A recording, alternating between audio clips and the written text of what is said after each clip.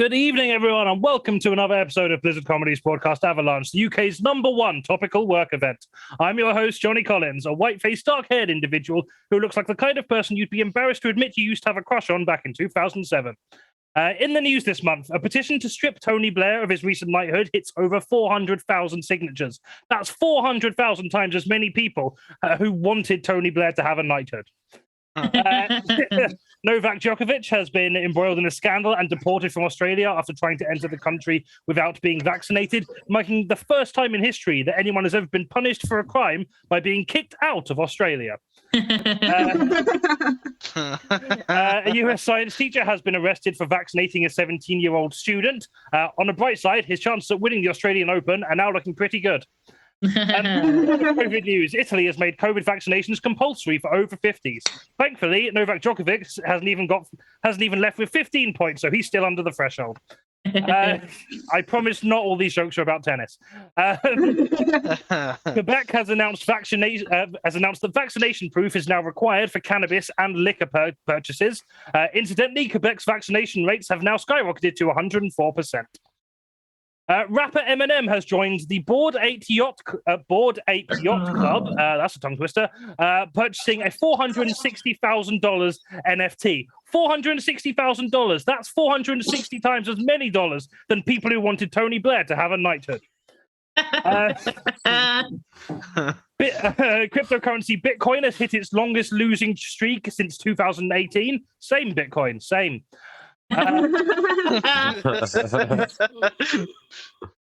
Supermarket chain Morrison's are scrapping the use-by date on milk in favour of a sniff test, while Sainsbury's are allegedly doing the same with their condoms.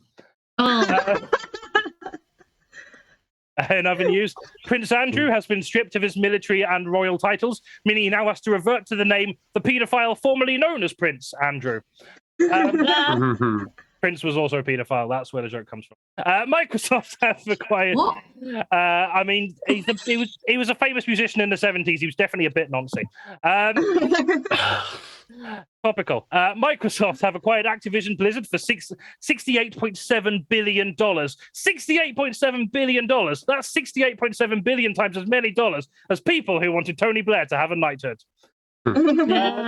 Boris Johnson has announced a lifting of Plan B COVID rules in the UK. No more working from home, no more COVID passports, and no more mandatory masks. But is it really worth that for more Boris Johnson? I'm just saying, I'd sooner fuse a gas mask to my flesh, like in that one episode of Doctor Who, like 20 years ago, if it meant Boris Johnson fucked off today.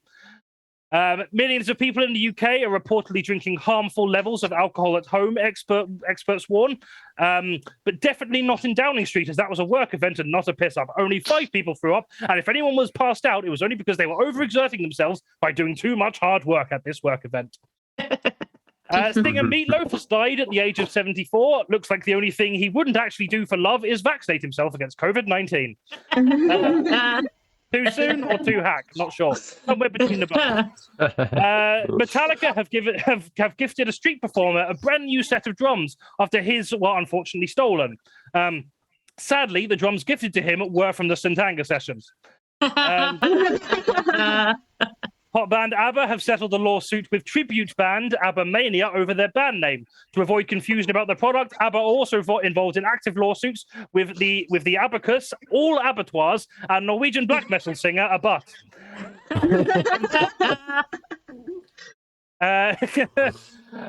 Former Blair frontman Damon Albarn has been slammed for suggesting that Taylor Swift doesn't write her own songs, which is pretty rich, coming from a man who spends most of his free time writing songs for cartoon characters. And finally, the doomsday clock has been set at 100 seconds to midnight in a stark warning to the world about the consequences of climate change. And yet you still choose to spend those 100 seconds here with us. What the hell is wrong with you? Welcome to the show. We are joined by team captains Katie Mitchell and Kirstie Summers. Yay! Hi. And on Katie's team tonight, we have JONO Murray and KIERAN Lawless. Hello. Hi. Oh, no, we don't. Sorry, we really undersold that, Katie. We're really... Oh, there we are. Now we do. I was too fast. There we are. And on Kirstie's team, we are joined better than the MORTON and Jake Pickford. Well, welcome, as well coming to the show. How are you all doing, Kirstie? How have you been? How was your 2022 been thus far? I mean, I've It doesn't feel like there's been a month of 2022, does there? no, it doesn't feel like it's been a whole month, but I don't know if that's like, you know, over lockdown, it felt like loads of time had gone past because you were really bored, but also no time had gone past because you hadn't done anything. That's how I feel about this month, except it hasn't even been lockdown. It's just been shit. Yeah, Like, pretty much. I don't think I'm not going to get into the specifics, but I had to like get a new job and also sue my old job. So it's not been a fun month. So, Fucking hell! Are you allowed to talk about this? Is it an active lawsuit or? oh, the lawsuit hasn't happened yet. I'm in the process of starting it. They just basically didn't pay me for a month that I worked, which meant I had no money to do anything this month, including like pay my rent and buy food. That is valid reason to sue, yeah. And they're like, oh yeah, we just don't have the money. I'm like, then how do you still have people working for you? Give me my money. So putting that process has been boring and time consuming, and it's made the release of the new Pokemon game on Friday very welcome. Oh shit! Yeah, I forgot about that. Before I inquire about Pokemon, can you just briefly describe your appearance for the sake of any visually impaired people who might have in the audience? Yeah. So I'm a white person with mohawk as flaccid as ever, but like paler this week because I need to dye it and I haven't. I've got big black hoodie on and a grey t-shirt and square black glasses. Wonderful. So yeah, new Pokemon game. How are you finding that? I've finished it already. You finished it already? Been out for free fucking hell. When you say finished it, have you are you still like? Is this still like you have to like train to catch them all, or is this not a catch them all Pokemon? Oh no, I'm gonna be catching them all. The last Pokemon game I played was Soul Silver for the Nintendo DS. I'm way out of the loop. So I really like the extra work this one has given me, because in normal games you get a Pokedex and you fill the Pokedex by seeing every Pokemon and then catching every Pokemon. In this one, it's like a Pokedex doesn't even exist yet. The concept of a Pokedex is entirely new because it's set many centuries in the past. So instead of, it's like, this is the invention of the first Pokedex, where instead of just catching them, you like have to catch like 30 of them, and you have to see them use certain moves, and you have to sneak up on some, and you have to feed some, and like it's so much extra work, but it's also so many extra dopamine hits every single time I get an achievement. So every Pokemon in the game, normally you get 1 hit for yes, I've seen it, and 1 hit for yes, I've caught it. And this one, there's like 5 extra sub things you can do. And it's just, I'm ready for this to be my whole life. Just Pokemon Fetch Quest forever. All of these dopamine hits were over 3 days. So I finished the story. I still have to go and do all of the like collecting the Pokemon. So I could say I finished the game and not play it anymore. But I got into Pokemon as a kid because I really like collecting things. But like my parents didn't want to pay for me to like get into cards or Pogs or like whatever else the kids were collecting that I was allowed to join in with. So the all Pokemon game is don't do heroin. Just over heroin. It'd be like, guys, over 3 days, finished it. I completed that shit. That's all I'm saying. I collected them all. I collected all the heroin. It's fine. By the way, I'd also like to draw back the attention back to how much more excited Johnny was by the story of you getting the new Pokemon game versus you suing your old job. That's not a fun story though. It's just like, it's not exciting or interesting. It's not like there's some drama and scandal that like I'm suing him over. He didn't know that early door. He didn't know that at the beginning. At the beginning, all of us were like, oh my God, what did they do? Come on, spill. Are you allowed to spill? Is this like a Sue Gray thing if you had to pass on to the police? The guy was like, oh yeah, tell us about it, kill a bit of time. Oh, I also got Pokemon. Holy shit. Stop the recording. Yeah, this is how the rest of the stream is going to go. I've not even got to like plugging your shit yet, Kirsty. So you've got something that you'd like to plug that isn't actually you're not involved in. Do you want to tell us a bit about this? It's not a plug so much as a shout out. But if you ever watched the Social Distance Warriors show that I used to do, we had our friend Katie on it a few times, who is an artist, and she made me this for Christmas, and it's a little dragon of me. So it's got the Blizzard flag it's holding, it's got my glasses, and it's also got my tattoos. So it's got my Crobat, my Buttercup, and my Genie. And it says "fuck the Tories" here in big letters. So it's very, very, very, very me.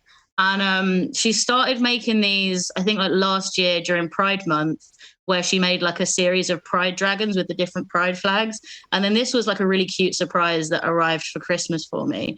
And I feel like I just want to shout that out because it's brilliant. That is adorable. I'm so impressed by how cute it is. And her shop and her Facebook and Instagram are curiously colourful. Yep, and she also makes that in the chat. Brilliant. She also makes like, bracelets and like decorations and ornaments and stuff like that. But like these dope little dragons are like her new thing that she's doing, these little clay dragons. And I just want to talk about it because it's so cute and I love it. And you should get one. Absolutely should. I also have one which is in a different room, so I'm not going to show you now, but I might grab it in one of the breaks. Yeah, they are absolutely wonderful. I've put that link in the chat after misspelling curiously colourful the first time. This time, so we found it. Thank you very much for coming back on the show, Kirsty. We've got our other team captain, Katie Mitchell. Katie, how are you doing? Hi. How's the year going? It's going good. I don't have COVID anymore. Yay! That is the mark of a good start to a new year. Yeah, the last two shows, I don't remember much of them. I know the last one I was lying on the sofa and I remember ranting about something. I think I was on all of the Lensip in Nottingham to get through it. So I'm remarkably more together. All of the Lensip in Nottingham is definitely a punk band. Yeah. I would love to listen to them. Can you describe your appearance briefly for the sake of any visually impaired or people who just don't want to look at our faces, but we're going to make them know what you look like anyway. My mohawk, I've realised for the past two, me and Kirstie have both had flaccid mohawks, but I've actually backcombed mine and put it up. So it looks like Robert Smith, but has been like sandwiched, so just the sides have come off. And I've got blue eyeshadow on and the remains of some lipstick which I like very precisely applied before joining the Zoom call, and then I realised that I wanted more lasagna, and so I've just eaten some lasagna and ruined that lipstick. so the like outer, I don't know, millimetre of my lips is going to be a lovely colour and the rest of it is just grease. So that's what I'm bringing to the table. It's a good day to be visually impaired, really. Fantastic! What a wonderful start to our first stream of 2022. Wonderful. So, have you been anything particularly you want to share with lovely people today? I know you've got your podcast, which we'll put the link in the chat. I don't know if there's anything else you want to shout out. Yeah, I'm doing my solo show, She Festas, at Leicester Comedy Festival this upcoming Sunday, so the 6th of February at 3 p.m. at Brewdog. Yeah, and do you know what? I forgot to get the link for that, but I also realised I forgot to delete it after the last show, so it's still there. So panic over. That's in the chat. Great. Oh yeah, and everything's on my link tree as well, so I keep that updated. It's the only thing I keep updated. But yeah, if anyone's close to Leicester and would love to come and see that, because I drunkenly promised the Tonic people that I would fill that room because I'd got loads of gigs in December and January, and then I got COVID and had to pull out of them all. So I would really like to at least half fill that poor room. So if you are nearby, please come. Wonderful. Yeah, absolutely do go to that if you are around Leicester at the time of the Leicester Festival, which is February, isn't it? Dates in the link. Definitely recommend go to check that out. Wonderful. Thank you very much for coming on the show, Katie. We've also got quite a few. I think everyone else is a newcomer to the show, so welcome. We've got first of all, we've got JONO Murray. Why can I not pronounce the name JONO? It's literally my own name. It's with an O at the end. It's John O. Having speech impediments is fucking terrible because it's like I know how the word should come out of my mouth, but because it's just a slight difference in vowel, I just trip up every time. We've got JONO Murray. How are you doing? How's your 2022 going? Yeah, not bad. I'm hanging. I went to watch Idols last night in Manchester. I've had the tickets for like 2 years. Oh, nice. And I finally played last night. So yeah, I'm hanging out my ass a bit. Other than that, you know, I'm all right. I'm just looking fly and wanting to die. Speaking of looking fly, do you want to describe your appearance briefly, just for the sake of any visually impaired people in the audience? Yeah, I look fly. Yeah, short hair, beard. The confidence of a 10 out of 10, but really I'm 6, probably at a push. I like how even when you're self-deprecating, you have to think, no, I'm still above average. But oh yeah, definitely. I know that for a fact. I'm a god amongst men. I love it. We can all take a leaf out of your book as far as confidence goes. Absolutely. Wonderful. Yeah. So you saw Idols last night. I assume that means, given that you're so hungover, that you're not drinking tonight. Yeah, well, the best cure for hangover is just carry on drinking, so you're just delaying the inevitable, which is fine by me. So I'm just pushing it back further and further. So yeah, wonderful. Just want to clarify, Cheers. this is not NHS officially endorsed medical. Of course it is, Johnny. NHS endorsed message. They just faxed me it over. They just faxed you. Oh yeah, I stand corrected then. Thank you very much. So Johnny, you can't argue with a fax, Kieran. You can't argue with a fax, Kieran. Yeah. I think he's worried he's going to get Joe Rogan to actually Johnny Collins has been giving out misinformation on to get the chimp to come on and say this is where the misinformation comes from. Yeah, it's going to be either Johnny Neil, Collins or Joe Rogan on Spotify. That's all right. We'll just all have a horsey wormer. We'll still have horsey wormer. It's fine. Please do not do that. So you've got a few cool things to share. I'll put them in the chat now. So you're in a band yourself. You want to tell us a bit about that and anything you've got coming up with that project? I'm in a spoken word punk band called Austerity Dogs. We've got a gig after a big hiatus of gigs because of that thing. That keeps, I don't know if you've heard of it. Coronavirus, right? The whole reason this show exists, that one. That one, the exact same thing, that's small words. But 11th of March, I'm in the Jacaranda supporter band called Pleasure Islands, and we've got a second EP coming out at the end of the month called The Void. So, that's all I've got to say. Fantastic. Well, you can find the Spotify page in the Twitch chat, as well as Johnny's SoundCloud as well. I don't know how much you use that, but it's what I found when I Googled it, so I assume it's useful to share that. Oh, yeah, that was back in the day, Take that down, Johnny. What are you doing? Take that down. do not click on the SoundCloud. Before you mentioned all that stuff, I was doing all right. I was cool, and now you brought me SoundCloud up. I'm disappointed here. I want my floral share for not here, Johnny. We'll have a drink now. Wonderful. Thanks very much for coming on the show. Don't use the SoundCloud link, but do use the Spotify one. And if you are in or around Liverpool, is it February that you'll get 11th of March, 11th of March in the Jacaranda. Close enough. I was a month out. Yeah, it's just a month away. It's fine. Yeah, exactly. Time doesn't mean anything. Yeah, dip it there, early. It's fine. Keep the seats warm. It was actually 2 years ago. I completely.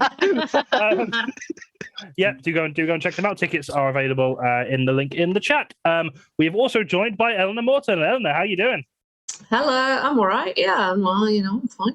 Good. It is so lovely. It's so lovely to see and work with you again. Just can you briefly describe your appearance for the sake of any visually impaired people who may be tuning in tonight? Yeah, I look like if the girl from Brave had access to a super drug. I forgot Superdrug was a store, and I thought you just meant like a really powerful drug. Oh, just no. The new Pokemon game. If you had access to the new Pokemon game. Drug, Superdrug, Hyperdrug. And it's funny, Kirsty was talking about Pokemon because this week I bought some merch from an anime I forgot existed until my friend reminded me. And I forgot that when you're an adult, you can just buy the stuff you wanted as a kid and relive it all. It's amazing. It's great. It is, and it's the reason that I am so far in my overdraft. Rather than just collecting things in Pokemon, I have just been hoarding, and that's a much more expensive hobby. I say that the Pokemon mobile games, it could probably equate to about the same if you. Hoarding is Pokemon for adults. Yeah, Funko Pops. They're the real Pokemon. Yeah, this is the reason that I just have my laundry in the background all the time. There's no other space for anything. So I bought a green screen to hide it. Didn't even bother putting it up because it was the wrong aspect ratio, so it just looks weird. Because I did not research carefully when I was buying the green screen. But that was like 20 quid. So anyway, this isn't interesting. So you are yourself at the Leicester Festival, I believe. Do you want to tell us a bit about your own show? Yeah, I'm doing. I'm playing an hour with Kat Bond, who's a very funny character comedian stand-up. So we're doing. I think it's like midday or 1. I'm sure there'll be a link somewhere. And then in the evening, I'm doing a show with the Weirdos Comedy Collective, which is always something stupid and fun. Last year we did Gary Lineker and the Crisp Factory, which was pretty much as you would expect. And we got nominated for a Leicester Award for that. So nice. Whatever we're doing this year will be stupid and fun. Fantastic. I don't know how much I can say about it because it's a very weird idea. I mean, Stupid and Fun has already sold it to everyone who watches our show, so definitely go to that if you can. And you should, and if you're not going, you can go see Katie and Ella's show. Assuming they don't clash, I've not checked, but if you can see them both, 3 p.m. Sunday. Yeah, exactly. You're getting 2 acts for. I mean, I don't know how Leicester works. So I assume you pay for them separately, so it's not for the price of one. But you get 2 great acts. I'm not very good at pitching this for you. I'm just going to shut up. Ticket link is in the chat if you are interested and around the area. And I do highly recommend that. You can also watch a couple of Eleanor's previous shows on Next Up Comedy if you are subscribed to that. And if you're not, it is a really good deal to get a lot of really good independent comedy and unfortunately also Jonathan Pye. But you can't have everything. So yeah, thank you very much for coming on the show, Eleanor. We've also got Jake Pickford, who I haven't seen in fucking years. How you doing, Jake? All right, how are you? Yeah, I don't remember the last time I saw you. I feel like it might have been one of the there was like a Marvel show that you emceed at one point where I can't remember exactly. I can't remember what it was called. I think that might have been the last time I saw you in like 2016, possibly. Yeah, it was called Comic Court. Comic Court, that was it. Yeah, I had to argue over like who the best Marvel character was. Or whatever. Yeah, it's weird that I ended up hosting that, given that I'm not a fan of Marvel films. I have no interest in them whatsoever, but I just got asked to host. You could be an impartial judge for it, yeah, I guess. I was very impartial. I was the most impartial you could be. You could say that I gained all the information on all the characters on the night and winged it entirely. We are very familiar with people doing that on this show, don't you? Can you describe your appearance briefly, just for the sake of any visually impaired in the audience? Yeah. You're familiar with Jesus, the prophet and the son of God. I am he is me. But I just take a lot more drugs. So just imagine if Jesus regularly put, magic mushrooms inside his body. I feel like he probably did. Probably. That definitely scans for Jesus. He's maybe he would. But it looks, I think so. I usually tell people I'm not Lieutenant Dan from Forrest Gump. But, I don't know how much that would help the visually impaired person. I don't look like this other thing that you might not have a point of reference for. Exactly. Wonderful, thank you. So you've got some stuff coming up, the comedy bar. Do you want to tell us a bit about this? Yeah. In the chat. I have a lovely venue in Luton called. I don't have it, but I run some comedy. I wish I had it. I run a couple of comedy nights at a venue called the Hat Factory in Luton. It's the Hat Factory Arts Centre, actually. We run 2 nights there. We run one the first Thursday of every month, which is the comedy bar Unhinged, which is like a new act kind of competition where the audience kind of nominate who comes back the following month to headline. And then we run the 3rd Friday of every month. We run the regular comedy bar night, which is 4 acts, and then a headliner doing a slightly longer set. And it's we've been running for 8 years. 8 years. Our anniversary, our 8-year anniversary was fantastic. Oh yeah, days ago. Yeah. Nice one. Awesome. Yeah, I have still not been able to check that out because I've never been near Luton in my life. But if you are someone who lives near Luton, if you're KIRSTIE's family, you can go and, yes. Or if you know KIRSTIE's family, they might be up for a night out. I don't know. I'll let her deal with that. But absolutely go check that out. Who have you got on for the next show? Yeah, definitely.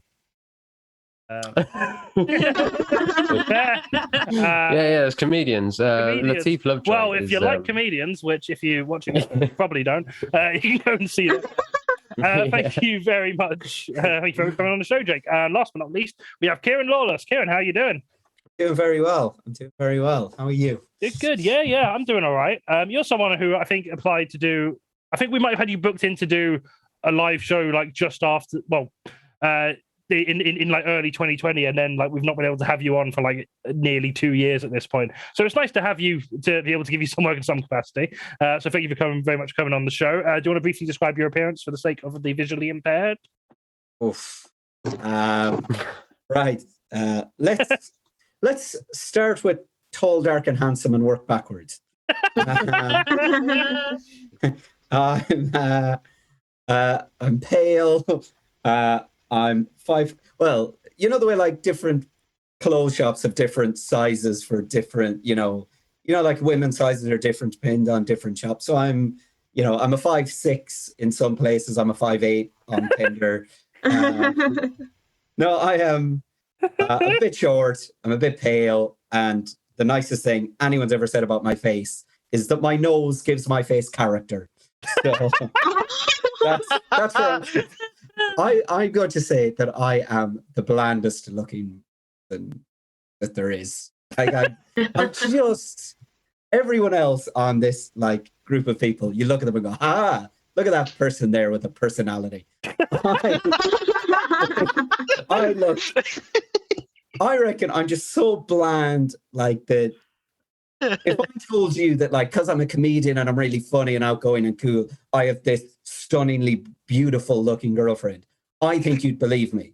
I also think if somebody told you I'm a crazy incel on Reddit who just types abusive messages at women, you'd also go, yeah, from the look of him, that checks out. That is a very comprehensive description. Thanks. So that's where I sit. I didn't know I had that in me. That was. Oh, thanks very much for that. So, where that came from. You can follow the visually impaired. I'm so sorry. So you can follow KIERAN on Instagram, which is in the Twitch chat there, which you say you will post in. Yeah. I've had Instagram for like a year and a half now, and I don't think I've ever posted in it. I think I might have linked it to Facebook. So every now and then someone will react to something I've posted on Instagram and be like, what the fuck have I posted on Instagram? But it's just a photo of just a really shit meme I stole. I do have something to plug, though. I'm actually headlining a gig in Luton. Because I'm going to convince Jake that I'm who he's booked. I reckon by the end of the show he'll be sold. Like, yeah, we've got KIERAN Lawless coming down in next month. End of the show. I think you've done it by the end of that sentence, to be honest. Yeah, this is like, he's going to go overtime. Writing all the abuse on Reddit. That was a fictional character, guys. I need to make that clear. And speaking of overtime, we were meant to start the show 10 minutes ago, so we're going to crack on. Thanks all for joining. Our first game is Fake News. This round involves Rupert Murdoch's 2 favourite things, the news and forgery. We have collected a series of headlines and mixed them up with some headlines that we've made up, and it is our team's job to correctly identify the false headline in their selection. So we're going to start with Katie's team. Katie, your 3 headlines are: 2 Los Angeles cops fired for ignoring robbery to chase a Snorlax on Pokemon Go. Spiked bracelets barely saves Goth from leopard attack. And police are looking for a dude who stole a guitar by shoving it down his pants. I would like to clarify, the police are not the same cops who were fired for ignoring robbery to Snorlax in Pokemon Go. Right. That would have been a great way to realize that those 2 were the true that were both. They're like, they have to both be true because obviously Dave and Barry. I really like the plot of 24 Jump Street. As a goth, spiked bracelets are normally terrible quality that fall apart instantly, and they couldn't survive me when I was like a 14-year-old girl. I don't know if they could look at a leopard attack Yeah, but we don't know if that leopard was gentrified or not. If that leopard was gentrified, that would not attack it if you had the ship bracelet on. You know what I mean? So that could be real. So I do. Now I don't do Pokemon Go. Never have.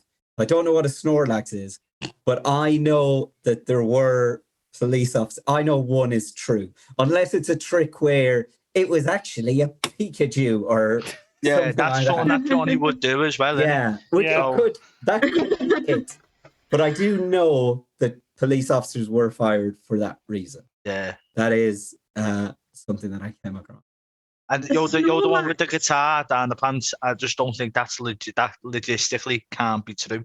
You know what I mean? Unless they had a bit of a peculiar walk from the get-go to try and blend that. Do you know what I mean? That takes a lot of method acting, and I don't think anyone's an elasticated waistband.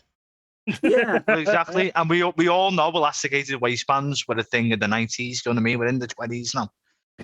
Don't see them as often. Are you saying, is your argument that one can't be real because it's just not in right now? Yes. Yes. Because you know what is in right now? Do you know what is in right now? Gentrified leopards. That's what we're saying. Have we ruled out that it was MC Hammer who stole that guitar? Oh yeah. What's the time frame? Could have been then. Look, he could fit two guitars. He could have one down each leg. Exactly. I like the way Kieran's thinking here. We're both thinking. That's why we're both on this different plane of existence. Yeah. Right. As opposed to just being drunk on. I was coming back in. I was not bigger expecting. Trousers have got in. Like skinny jeans are out. Gen Z don't like them. Big trousers are back in, and I feel like you could fit a guitar down one of them. Ah, you've got a point actually. Can I just say I was not expecting our first show of 2022 to kick off with an MC Hammer reference. Strap in, Johnny. Yeah. It's your fault. I'm just going to check because I've had Pokemon Go since it came out about 5 years ago, and I don't think I've actually got a Snorlax after being on there for 5 years. Oh, so I mean, I would leave this show for one. I'm loading it up and the game's like, oh, finally, it's just immediately crashed. It's not used to me. I'm fairly sure I never got a Snorlax. I think they're quite rare. And so you think that's, yeah. By the way, the thing with, like, you were saying with Pikachu, but they release, like, holiday Pikachus. There's, like, a spring Pikachu, there's Christmas Pikachus, like, that the easiest Pokemon to get. Yeah. But I think a Snorlax might be a sleeper one, no pun intended. What? Sorry, Yeah. I totally talked over. Thank you, Kirsty. I love that joke, Kate. It's a great joke. Good joke. Sorry. It's okay. I did a table flip there. Nobody would have seen it. By the way, I'd like as well to unpack what the phrase "barely saves a goth." Like, if I feel like that's a judgmental, like if a spike bracelet saves you from a leopard, you wouldn't go, yeah, but barely. It nearly got you. Like, come on, saved it from a leopard. I think it's very harsh, very passive aggressive on the bracelet. I'm going to meta game this a little, because a few years ago, Robert Smith said something slightly funny to someone, like when they were being entered into the Rock and Roll Hall of Fame, and about 83 people sent me that video, going like, "That's your dad." No one has sent me anything about a goth being saved from a leopard attack, and I feel like if that happened, like already, you know how Nicolas Cage. So I think Nicolas Cage came out as a goth, which I guess he kind of did because he's got a pro. That was sent to me by about 20 people. I would have heard of this leopard attack. That'd be all I would be talking about. I'd have turned up to this recording with a spiked collar covered in fake blood, going like, "Oh, it's like the thing." Yeah, but you've got to remember it was just barely. So like, wasn't it worth saving them at all if they were only going to barely save them? I mean, come on. Also, goths don't go outside. Where did they find a leopard? Yeah, that's true. Actually, like, yeah, You don't really put the two together, do you? They were attacked they were on a Zoom call. They just jumped in through the window. There are definitely goths who have pet leopards, though. I feel like that's. I thought you were going to say you have been outside. Have been outside. Johnny's feeling the need to do that. Right. What are you thinking? Where's your mind going? It's not number one. Well, I don't know about the other two. I think the lie is the bracelet one. You know. Yeah, that's what I think as well. Yeah. Really. I think also because I know that it's a thing in South Africa is they have dogs wearing spiky collars to protect them from wolves. Oh, it might be Canada or something. But around the neck, which makes sense. But around the wrist, what are they doing? You're just giving a backhand. It's like, no, get away. Or doing that. It's not a very intuitive. A wrist-based weapon. Weapons are normally in the hand. Oh, that is true, actually. Yeah. Wonder Woman full of stick. She's not in her invisible plane. She's fighting people up. The original, not so much the film. So you're going for the middle one, the spike bracelet is the fake story. I think so. Yep. And if not, I'm going to be really angry at everyone I know for not sending me this. You are absolutely correct. That is the fake one. Yes, 2 Los Angeles cops were fired for ignoring robbery to chase down a Snorlax in Pokemon Go. Luckily, the robber was white, so he would have been let off anyway. And police are looking for a dude who stole a guitar by shoving it down his pants. It was not MC Hammer, but he may have achieved this by releasing a Snorlax into the shop as a distraction. No, spike bracelets has never barely saved a goth from a leopard attack. In fact, spike bracelets, if anything, make leopards more dangerous. So that's the 80s team. Kirsty, your 3 headlines are: NFT of the word NFT in Comic Sans sold for $1.2 million. American Airlines plane turns around mid-flight over mask row. And robot vacuum cleaner escapes from Cambridge Travelodge. Oh, I think I know this. I think I do as well, but go on. Because I am sure I heard the one about the plane. I'm sure I heard that already. And I'm sure I heard the one about the rogue Hoover as well. Yeah, it didn't actually escape the Travelodge. It thought it saw a Snorlax. So it was actually going to find that, and it was a miscommunication. But yeah, I'm pretty sure it's the NFT is the lie, right? I feel like I wouldn't be some bullshit has sold as NFTs. When Johnny was reading it, I was like, well, obviously that fucking happened. But the other two feel very familiar and not in a, but has a detail been changed? Because usually I get like a vibe. I mean, I'm often wrong, but I think the specificity of it being in Comic Sans, no one would buy that. Even the most hardcore crypto dude, bro. Is that like Ariel or nothing? I thought Comic Sans had come back ironically. This is what I've been told by the youth. Tell you what, they're doing everything we did sincerely, ironically. This is a thing I was told, that apparently so many children's books are in Comic Sans because you know how the circular letters are all slightly slanted and they're never all quite the same shape, which means dyslexic kids find it easier to read. And since I learned that, I felt like such a dick for hating Comic Sans my whole life. Apparently it's just supposed to make reading easier for children, and I'm like, oh, it's so ugly though, get it away from me. Like maybe that's just corporate Comic Sans trying to rebrand themselves. Big Sans. Very true, very true. Also, I wonder about the plane one. I've heard of planes landing, emergency landing. I've never heard of a plane turning round. Yeah, I think that's why it's like news. Because it the 180 plane being like, don't make me turn this plane around. I mean, I guess if they know they're not going to get let into the next country, what's the point in going all the way? I definitely didn't read this story, but I heard it. I clearly do not know the details. I'm trying to logic it out as I'm speaking. I mean, how severe would the row have to be for the pilot to be like, listen, we're going back to what happened JFK was or whatever. Nelson was in the next car and reached in through the window and slapped him in the back of the head. That's exactly what happened. I mean, yeah, I think the Robot Hoover one is definitely 100% true. Does that scare you guys? What planes? The Robot Hoover. Robots getting ideas. You know, it starts with like, what is it, a Roomba? They're cute, but it starts with a Roomba and then it. Honestly, I don't think the robots could be doing a worse job of ruling us than the Tories are. So I'm happy for them to have a go. Why not? Yeah. God be doing this. They get the hoovering done as well, so exactly. As someone that owns a robot Hoover, I can safely say that you don't need to worry about anything. you don't get worried, Jake, that you wake up in the middle of the night and it's just sort of like coming up on your chest, like and smother you.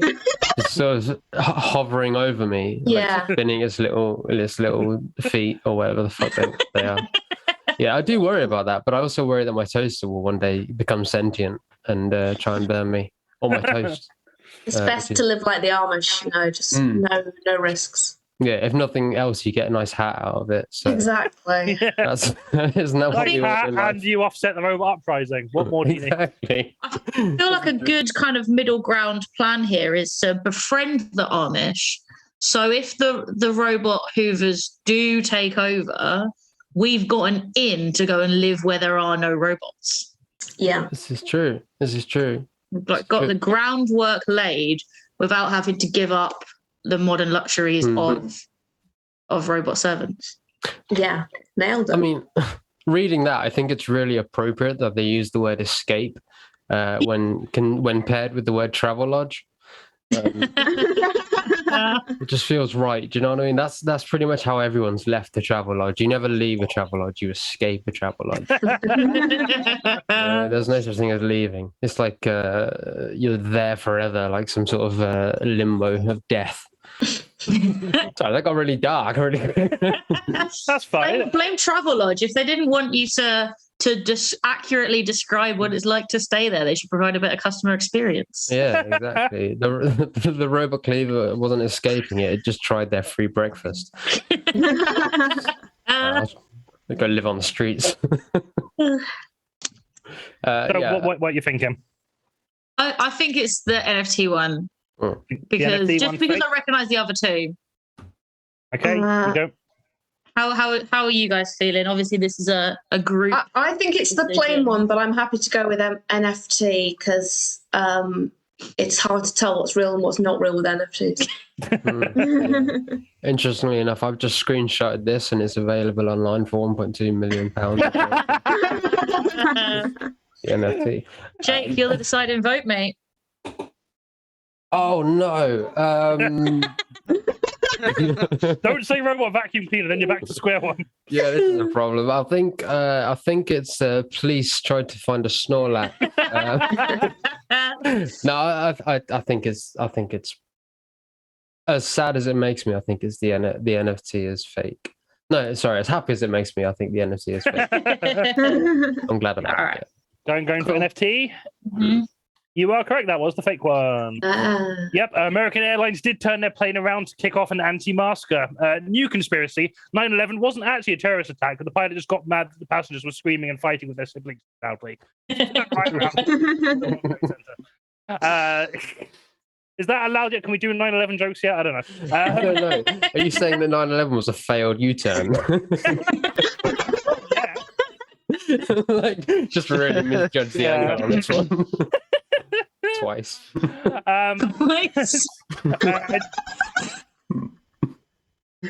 And yes, a robot vacuum cleaner did escape from Cambridge Travelodge and is now being held hostage at an Oxford Premier Inn. But an NFT of the word NFT in Comic Sans has not sold for $1.2 million. But don't worry, I'm sure this won't have any negative implications for the upcoming Kingdom Hearts 4.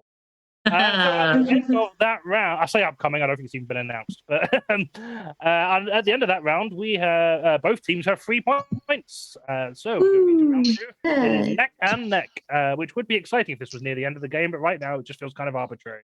Our next game is Propaganda, where we have invited the editors of 6 major news publications to offer their spin on some of the biggest news stories of the month, some of the most interesting stories of some of the stories of the month. We are joined by KIRSTIE, who is now the editor for Chart Attack Music Magazine. Katie is the editor for Walt Disney World Magazine. Eleanor is the editor for the BBC. Jake is the editor for The New Scientist. Kieran is the editor for the Garfield Comics Collection. And Jono is the editor for The Sun. Can I just point something out here? I'm the editor of The Sun. Yeah, I'm the one with the Scouse accents. Yeah. I'm the one. Hate betters come after me. It's called a hate crime, Johnny. It is a hate crime, yeah. And you know what? I feel attacked. I thought this was a safe space, Johnny. It is a safe space. Rupert Murdoch's here now. He's about to kick me head in. This is your test to make The Sun what it could have been. Yeah, I just think you would have. Yeah, I just think you would have enjoyed making. This is the Sun's redemption arc. That's redemption arc, right? Also, because he's left the U out, it could be The Sun spelled S-O-N. So you could just a real kind of the prodigal son of dads. You do really, but not in a men's activist kind of way. Just a real lover of just good, honest dads. A family-oriented national newspaper is what we're missing in this country. I agree. Love good, honest dads. It might even just be the. It might even just be The Sin. The Sin, yeah, I like that because in a way we're all sinners. In a way, we're all. Thank you for your wisdom, The Sun. We're all big Pet Shop Boys fans. I'm pretty sure, to be fair, I'm pretty sure that was The Sun's headline of after Partygate. It was just, in a way, we all broke the rules, sure. Right, so I'm going to read out some headlines and you're going to reinterpret them in the style of your publication, and I'm going to give out points arbitrarily. So your first headline is copyright expires to lift the lid on Pooh's honey pot, that should say. Is this a free-for-all? Yep, it's a free-for-all. Yeah, I should have said that. Yeah, free-for-all. Winnie the Pooh copyright expires. We speak to 18 random pensioners to ask for their memories of Pooh. New attraction at Disney World where guests take a suspiciously bumpy roller coaster ride right after new Winnie the Pooh writers go missing.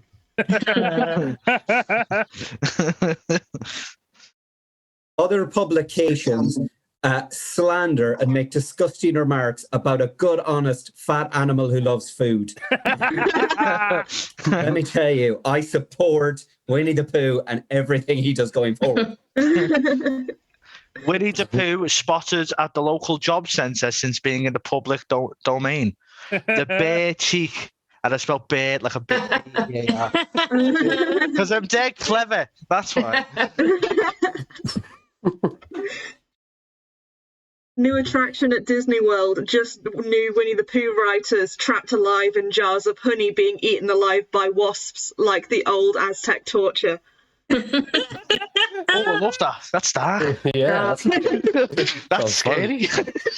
We ain't new scientists to prove of that, but we'd like to make robot bees to make it more efficient, so long as they don't put them in a travel lodge.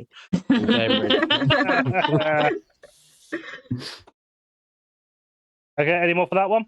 New attraction, Disney World. Oh God, that was terrifying. Thank you.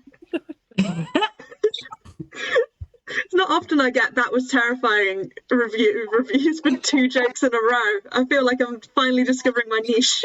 The goth comedians didn't realise that being terrifying was their niche. The Liverpudlian head of the Sun newspaper went, oh, that went too far. That was a bit edgy. I tell you what, I wouldn't publish that. Oh. I might get annoyed. Okay, next one. Tory MPs back calls for BBC to play God Save the Queen every day at 1 a.m. Tory MPs, in desperate bid to appease royalist cannibals by playing God Save the Queen to appease their hunger, they threaten to eat, quote, snowflakes, unquote. Sources say that they don't even use seasoning. Heathens.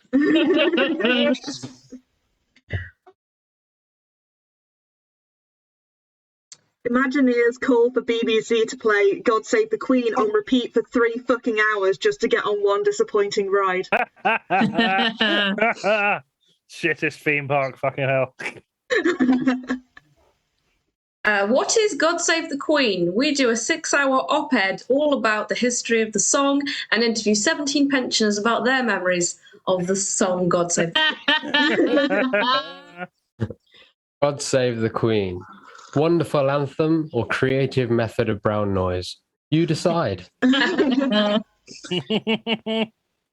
With Barbados leaving the Commonwealth and the death of the British Empire, MPs suggest changing the national anthem to It's a Small World After All. I think they should do that, but they should just bring forward the verses about hating Scotland. Because they've really lost, you know, they don't get the Nobody area knows about those, apart from us. And we point it out constantly. It's all Never right. forget. Hey, I'm Garfield. I count any 1 o'clock music as an alarm. So, I think it's interesting that obviously when the Queen dies, God Save the Queen will have to be changed from God Save the Queen to when Prince Charles is in, God Who Gives a Shit. it'll be God Save the Monarchy, and it'll be a legitimate message. Yeah. God help Please, the Queen. guys, let us stay. We're ever such a long tradition. He's not as bad as the rest of us. God Save the Queen plot of new anti-woke Disney movie. What is God Save the Queen? We've given Lucy Worsley 2 hours to dress up in 18 different costumes, just to not tell you. Anthem to be changed to God Molecule Save the Queen in boats and Higgsbury. I don't know where I'm going with that, to be honest with you. Just start that sentence and hope for the best. That's the song strategy, isn't it? Yeah. I think that's how it goes. Go on, Kieran.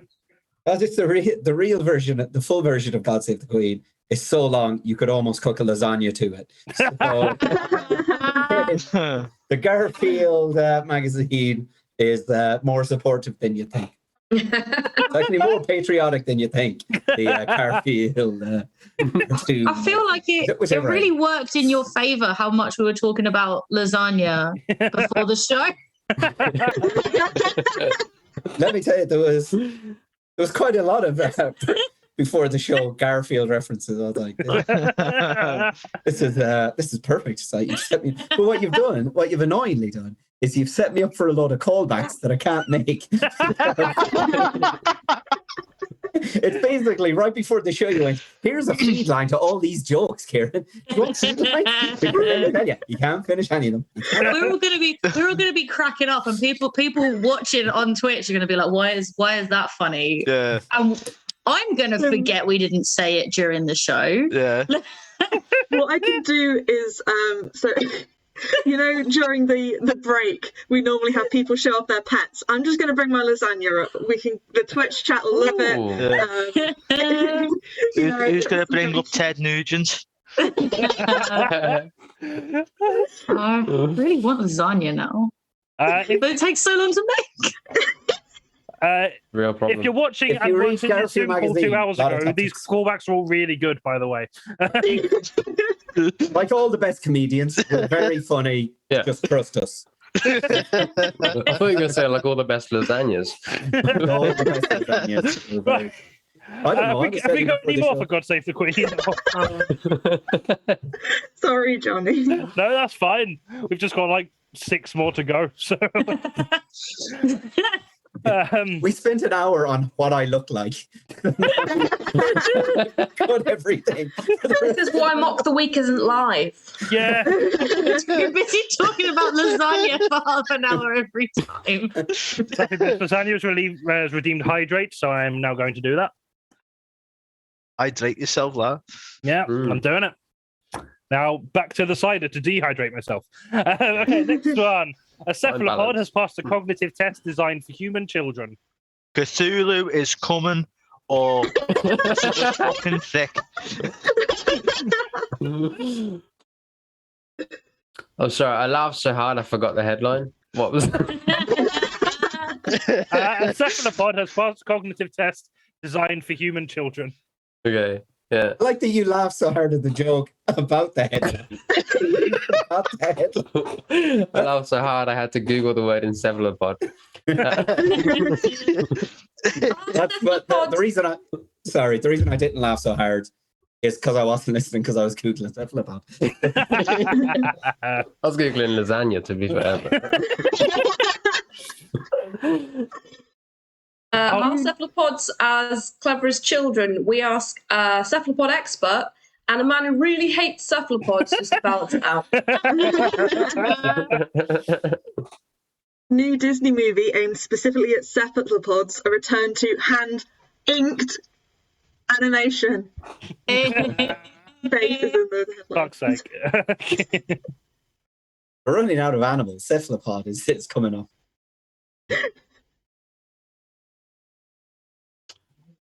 We at New Scientist dream that one day cephalopods will be braver and come out of their shells when talking about.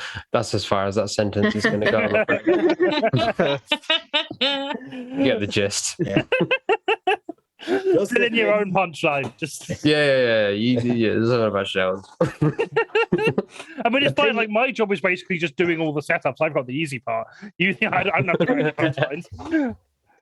Winnie the Pooh before the show, because then got all these bloody callbacks. To say Winnie the Pooh to try a new sea-faced diet after Honey Pot gets sealed. Okay, any more for cephalopod? Opinion piece. Does this revelation make cephalopods smarter than John from the Garfield?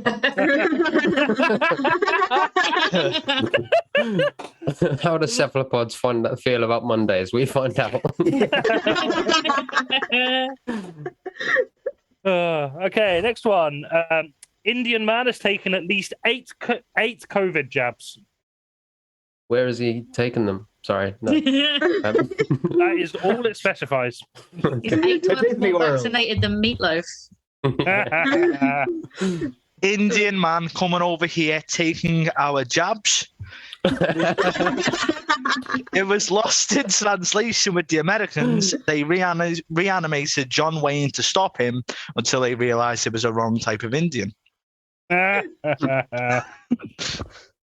Indian man still guaranteed to catch COVID-19 at one of Disneyland's parks. Just about protecting yourself from that.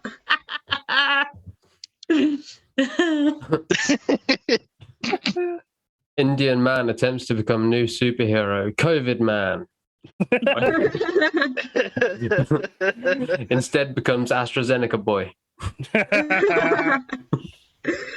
Does Disney own the rights to the Muppets? Yes. Yeah. They One bought... jab, 2 jab, 3 jab. I love how you checked beforehand if that was going to be accurate. You could have just said, and we would have trusted you, that Disney had bought the right to the Muppet. I know how Johnny is with points. I'm playing to win this time. I'm totally with Katie. I have been at more than one comedy show where a comedian has got a big laugh, but I'm like, factually, that's it. Well, technically, yeah. The joke is inherently flawed. Yeah, there's some real inaccuracies in the build-up there. It's almost as if he doesn't understand the subject, to be honest. I mean, I've been that guy. Katie, I appreciate what you do for people like. Thank you. I'm educational. Some hardcore Muppets fans in my chat right now. It's just really appreciate it as well. Which is better, COVID jabs or lasagna, based on? All I'm saying in it is, if they could make the jab a lasagna, more people would take it.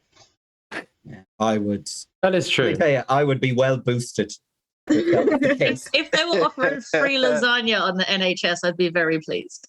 I also think more people would get the jabs if they were administered by people from the Muppets. I say people. I don't mean people. Muppets from the Muppets. Muppets from the Muppets. Yeah. Not just Frank Oz, just if Elmo's just like, everybody come and get your jabs. Amazing. You know, though, like with pets, you have to put, if you put like their pill in food, it's effectively doing that for humans. Baking the jab into a lasagna. Delicious. Come on, guys. Dinner. Any more for COVID jabs? That's a weird sentence. That is a very weird sentence. Okay. Can I have another one, please? CD sales are up in the US for the first time since 2004. John has bought a CD. United States goes back in time. We ask why. And then immediately look at their presidents. Why are CDs so popular now? We speak to a tech expert and a man who really hates CDs, just about. The middle class are worried that their dinner party talking points will be obsolete again. Cassettes worldwide weep. Mini discs look on in hope. I reckon, for sure, 5 years' time, mini disc will be cool again. Like, I know so many like DIY people buying cassette tapes because they're vintage now. Like, mini discs are just waiting for their day. Cassettes came back around the corner. When the Avengers came out, because what's his name? Chris Pratt's character was listening to the walkie-talkie. They had a real upsurge in sales. Cassette walkie-talkies. So it could, it became a bit of a like quirky thing to have. He was always listening to his cassette tape during the film. I was always led to believe that mini discs are more trouble than they're worth, though. Is it not just one song per thing, or? Well, not now. I reckon if they made them now, it'd be like, where I've got a record player you can put a USB in, and it will like play the songs that you've got saved on your USB drive. I reckon it will be like that. Like, it will look vintage, and they'll make a bunch of new. So what you want is the style of 2004, but the technology of now, right? Yeah, exactly. That is the dream. Imagine what Kesha's milkshakes could be with 2022 technology. I think that was 2004. If it wasn't, don't correct me. You can listen to Tattoo's new song in a whole new... Okay, any more for CDs? Turns out Disney hates Joe Rogan too. Want to hear Elsa? Buy a CD on vinyl, motherfuckers. Okay, Michael Gove misses interview slot after getting stuck in BBC lift. Michael Gove changing the game as there was no fridges nearby to hide in. Rupert Murdoch responded with, "This is the one thing we didn't want to happen." Garfield magazine celebrates Michael Gove for his love of lifts because levels remind him of lasagna. Just what happened there, by the way, is I thought of that joke, didn't think about how to phrase it, and went ahead talking anyway, which is why it was such a mess. You all got the point. I got the gist. Yeah. The gist of where I was going. Levels, lasagna. Yeah. I got it. Layers. Yeah. Layers. The BBC buildings are just a big lasagna. I've always thought that. Yeah. I'm improvising Garfield jokes here. It's not as easy as it. No, that's a Fringe show I want to see. Yeah. I'm going to end Crowd work for only Garfield. How do lifts work? We speak to a lift expert and a very angry Michael Gove.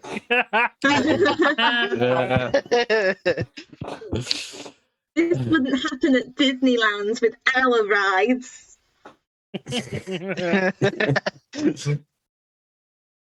Getting stuck in a lift early morning. It's just another reason to hate Mondays. Michael Gove trapped in lift. When asked to comment, he said he was trapped with Ted Nugent. Okay, final one. Doomsday clock set to 100 seconds to midnight. Millennials in hope that it'll all be over soon. But if you get a fast pass, you can actually end the world at 40 seconds to midnight. Lasagna in the oven now.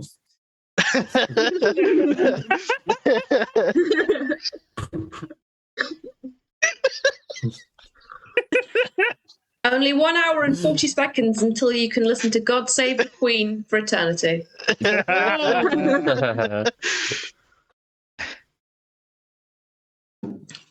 Everyone?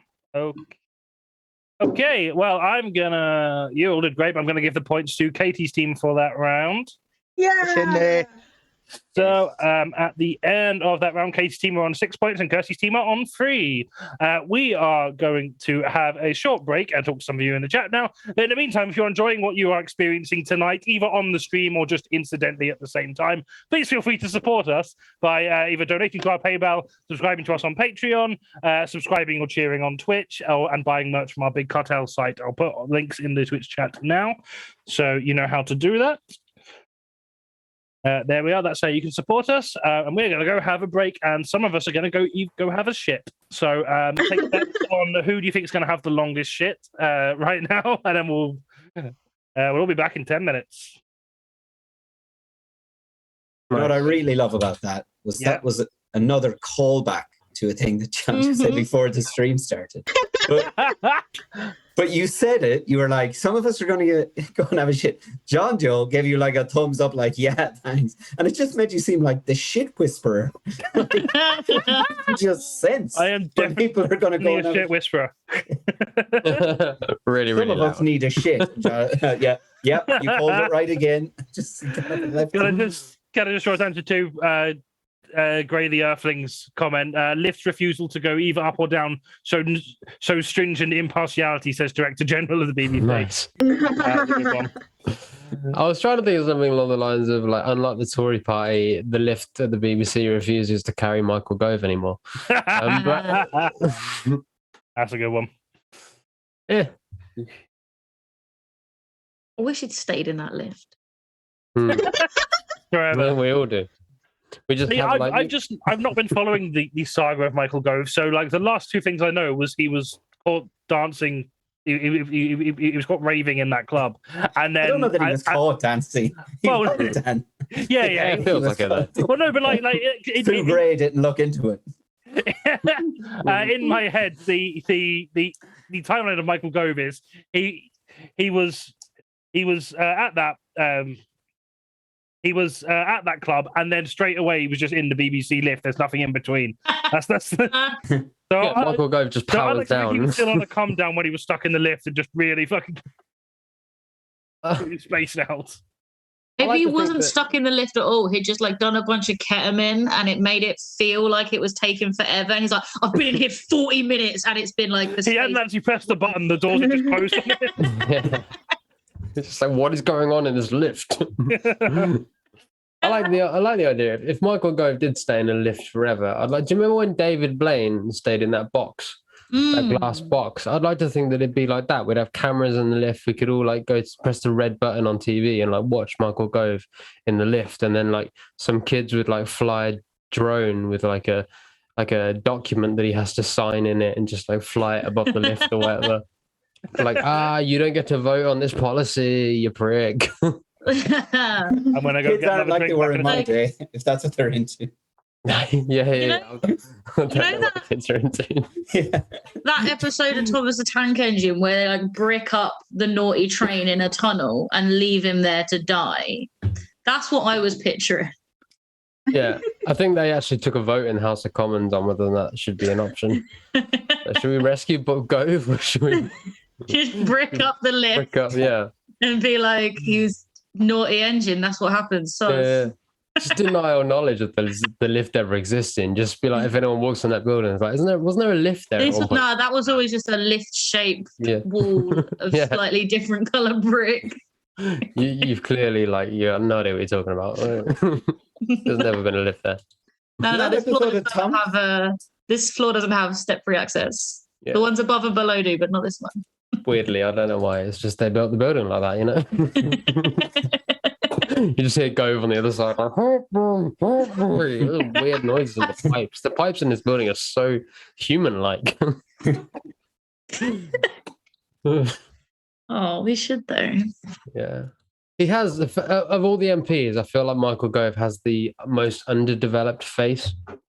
Yeah. You know what I mean? Like, he just started to, when a baby starts to get its features. I feel like Michael Gove started to get features, and then like someone like Voldemort came along and was like, no. And then he just got stuck like that, but he's too much of a coward to like beat the final boss and take his final form. Yeah, I feel that.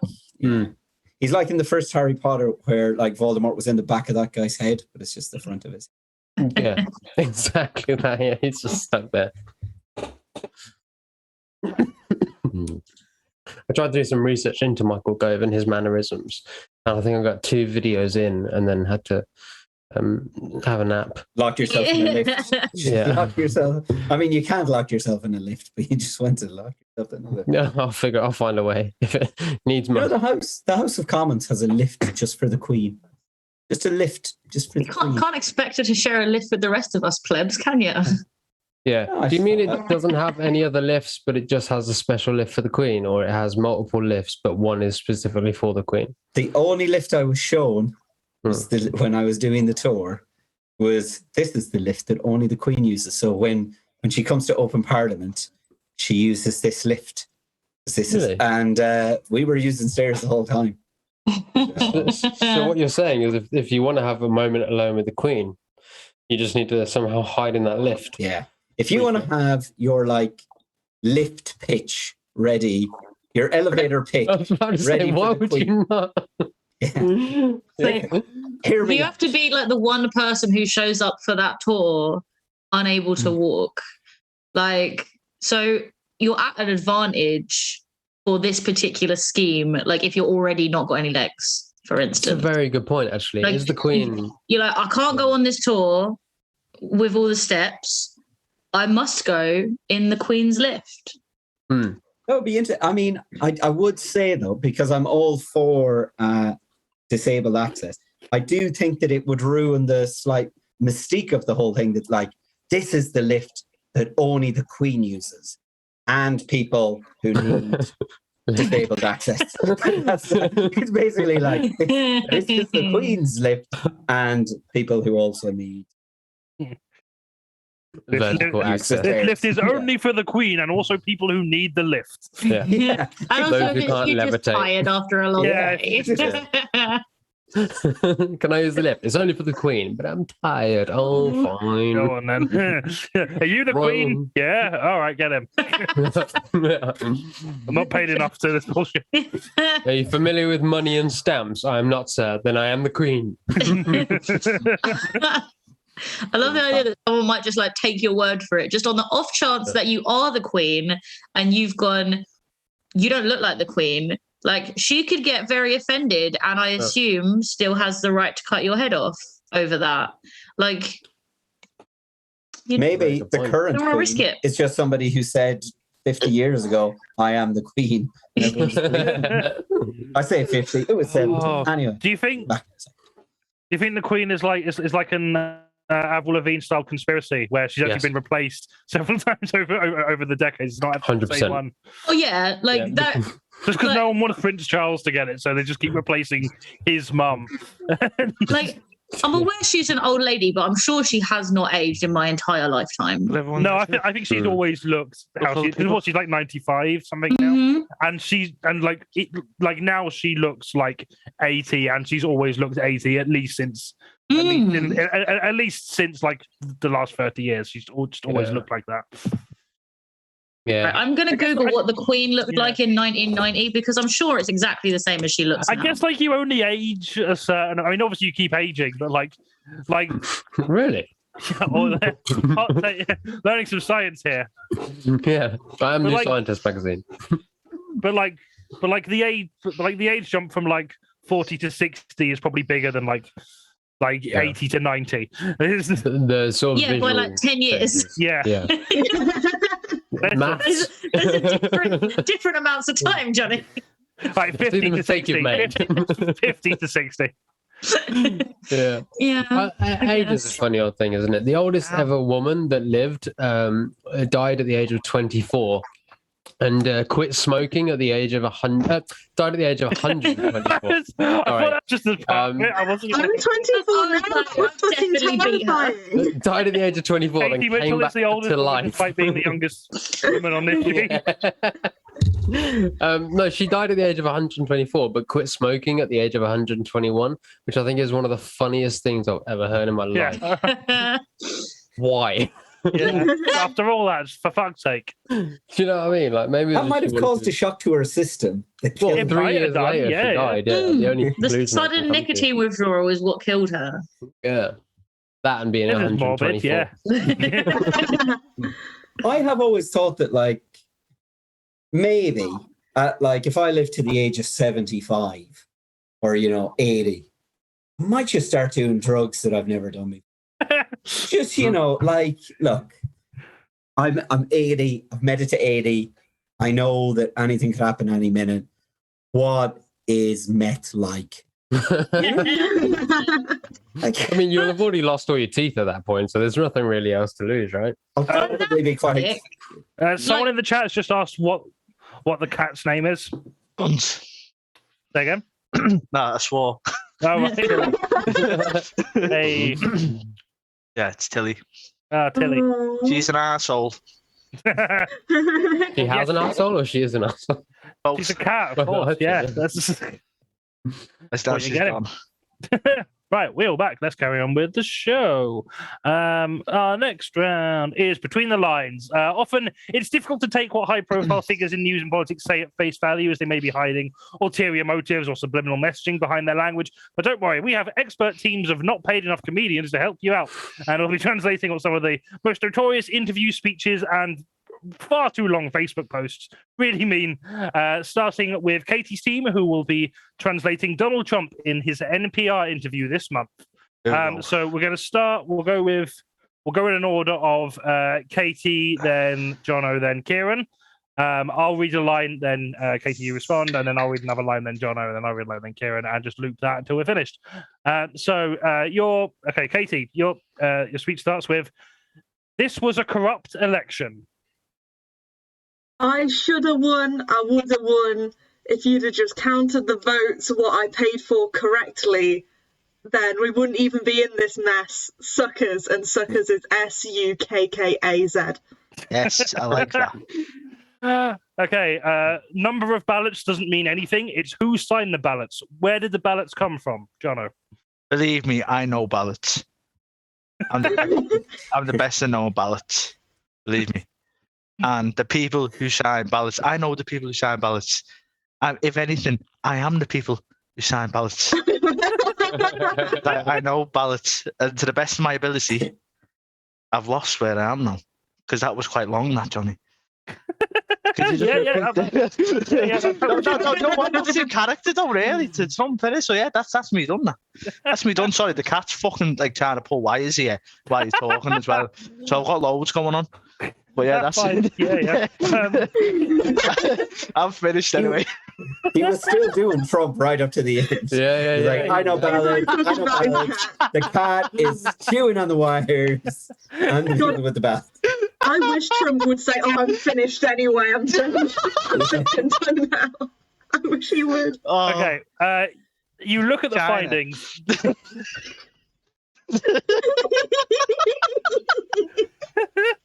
You look at the findings, you look at the number of votes, go into Detroit and just ask yourselves, is it true that there are more votes than there are voters?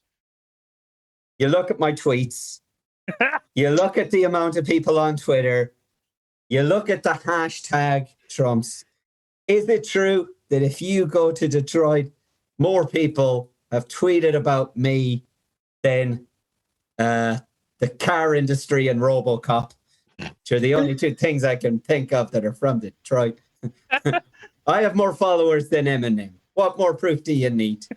So you take a look at it. You know the real truth, Steve. And this election was a rigged election. Yeah, Steve. Steve, you gotta listen to me, man. No one else is taking me through. They took me off Twitter. People keep on unsubscribing to my emails. Steve, You're my only guy left, Steve. You're single-handedly funding the Republican Party. I need you to know, Steve, it's all rigged. I want to be president, but only for you, Steve. I want to be the president that you deserve. Steve.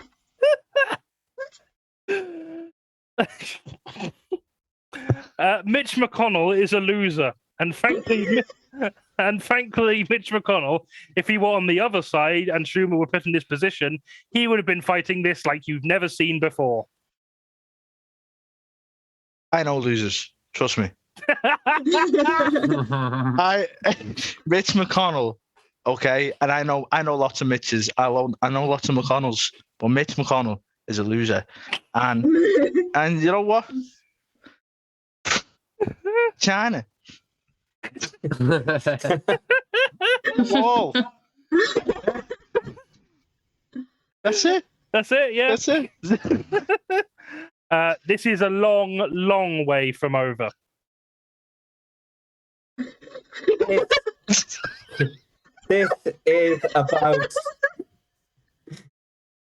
This is about 12 months since being over. And it's really boring not being president. It was so cool. At one time, I just told people to check themselves with something I didn't know what it was. That's the kind of shit you can do when you're president. I don't want it. You just say, hey, let's inject myself with some oxypoxy. And people just did it. It was great. I'm so bored. It's been the most boring year. I don't want it to be over. Can it not be over? I had a case in Nevada that was so good. You read the papers. It's impossible. The judge refused to even listen to it. Oh, yeah, that's me. That's you. Sorry, yeah. No one's listening to me, Steve. Only you. This judge in Nevada, he's not Steve. You're my Steve. You gotta listen to these cases, man. I know cases of voter fraud, and it's all Joe Biden just go around the country all together, even though he's senile. Maybe he gets Kamala to do it. I don't know. But Steve, you gotta listen to me. You gotta listen to me, man. My wife's leaving me. Like, it's just us. Steve, I can still win.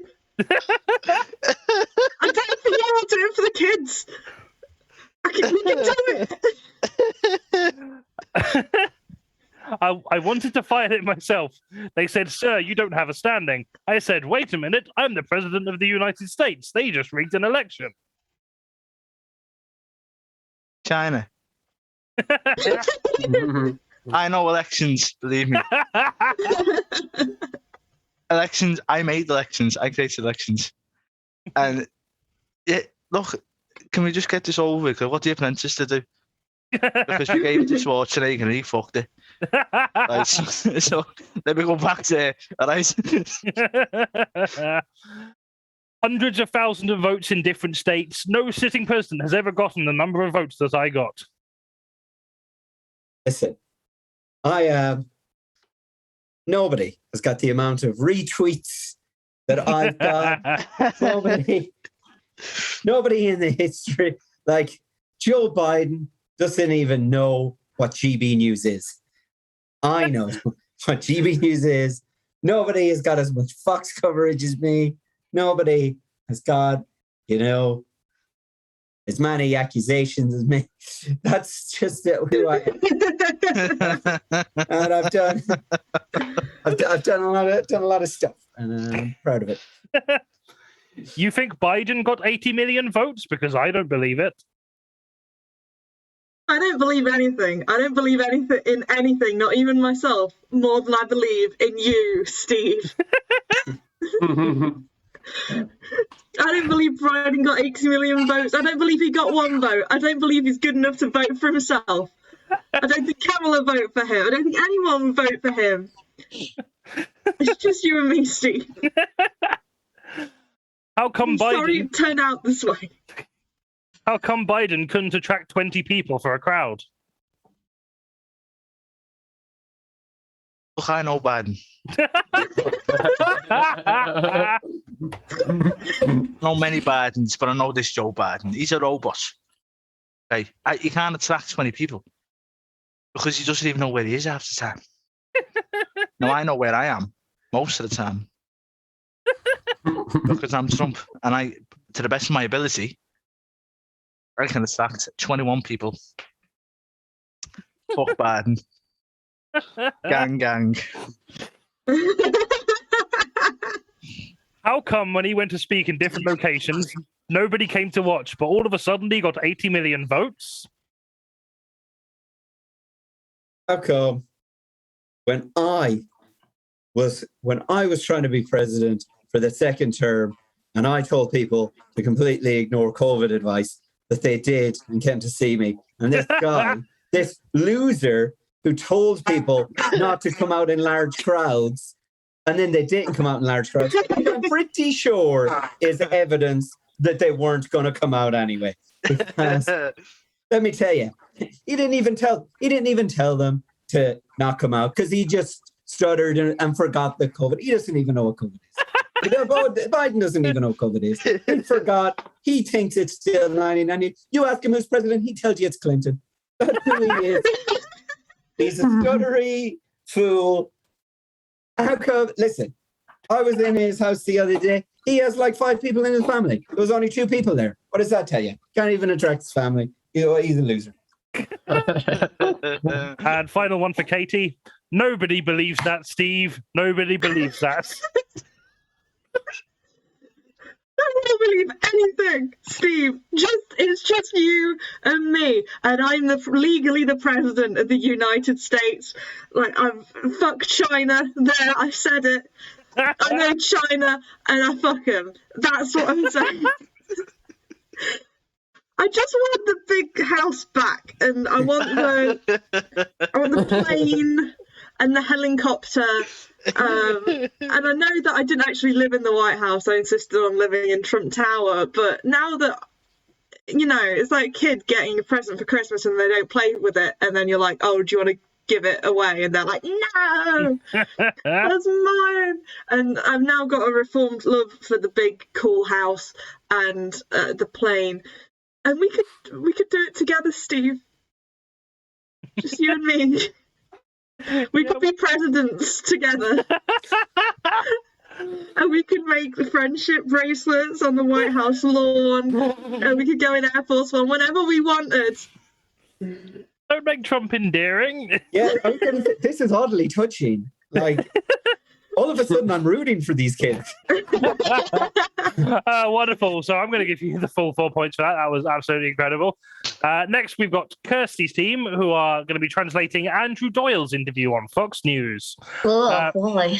Yeah, we'll start with Kirstie, then Eleanor, then Jake, and go in that order. Kirstie, your first line is, I was just getting frustrated with what they call the social justice movement, or what's become known as the woke movement. I am so sick of not being able to use the N-word anymore. It seemed to be impervious to reason, impervious to criticism. None of the people who used to talk to me anymore. You couldn't rationalize with people who had been captured by this worldview, and as a comedian, my instinct was to mock it. I don't talk to people so good no more.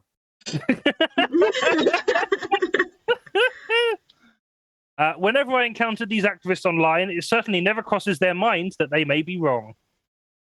How dare you hurt my feelings? It's my job to hurt your feelings.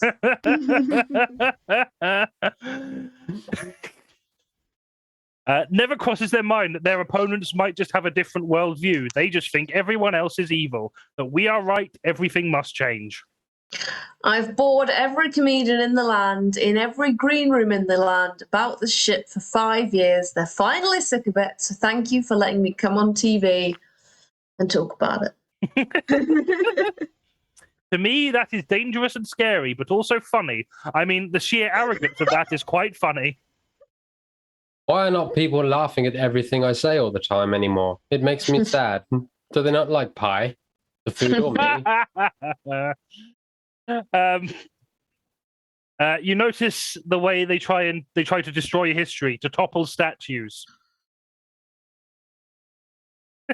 Are you okay, Kirsty? I just like. Can they hear themselves when they say this shit? Okay. So start again. I'm going to take a reference to the other one again. You notice the way they try to destroy history, to topple statues. I can't. It's already silly enough. Destroy history. No, fair enough. You see, like Germans kept all of the Hitler statues up. Their idea is that up until now, human beings have got it wrong. I was just wondering, why isn't there a statue of me, Andrew Doyle? That would be nice.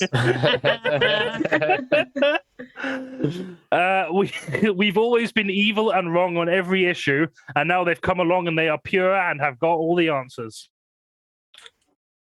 If you roll a shit in glitter, it's still shit, guys. They think they've got it all right, that they're just going to sort of dismantle society as it is. They need to learn. Obviously, I've got it all right. So they should shut up and let things happen my way. I am funny. Put me back on the telly.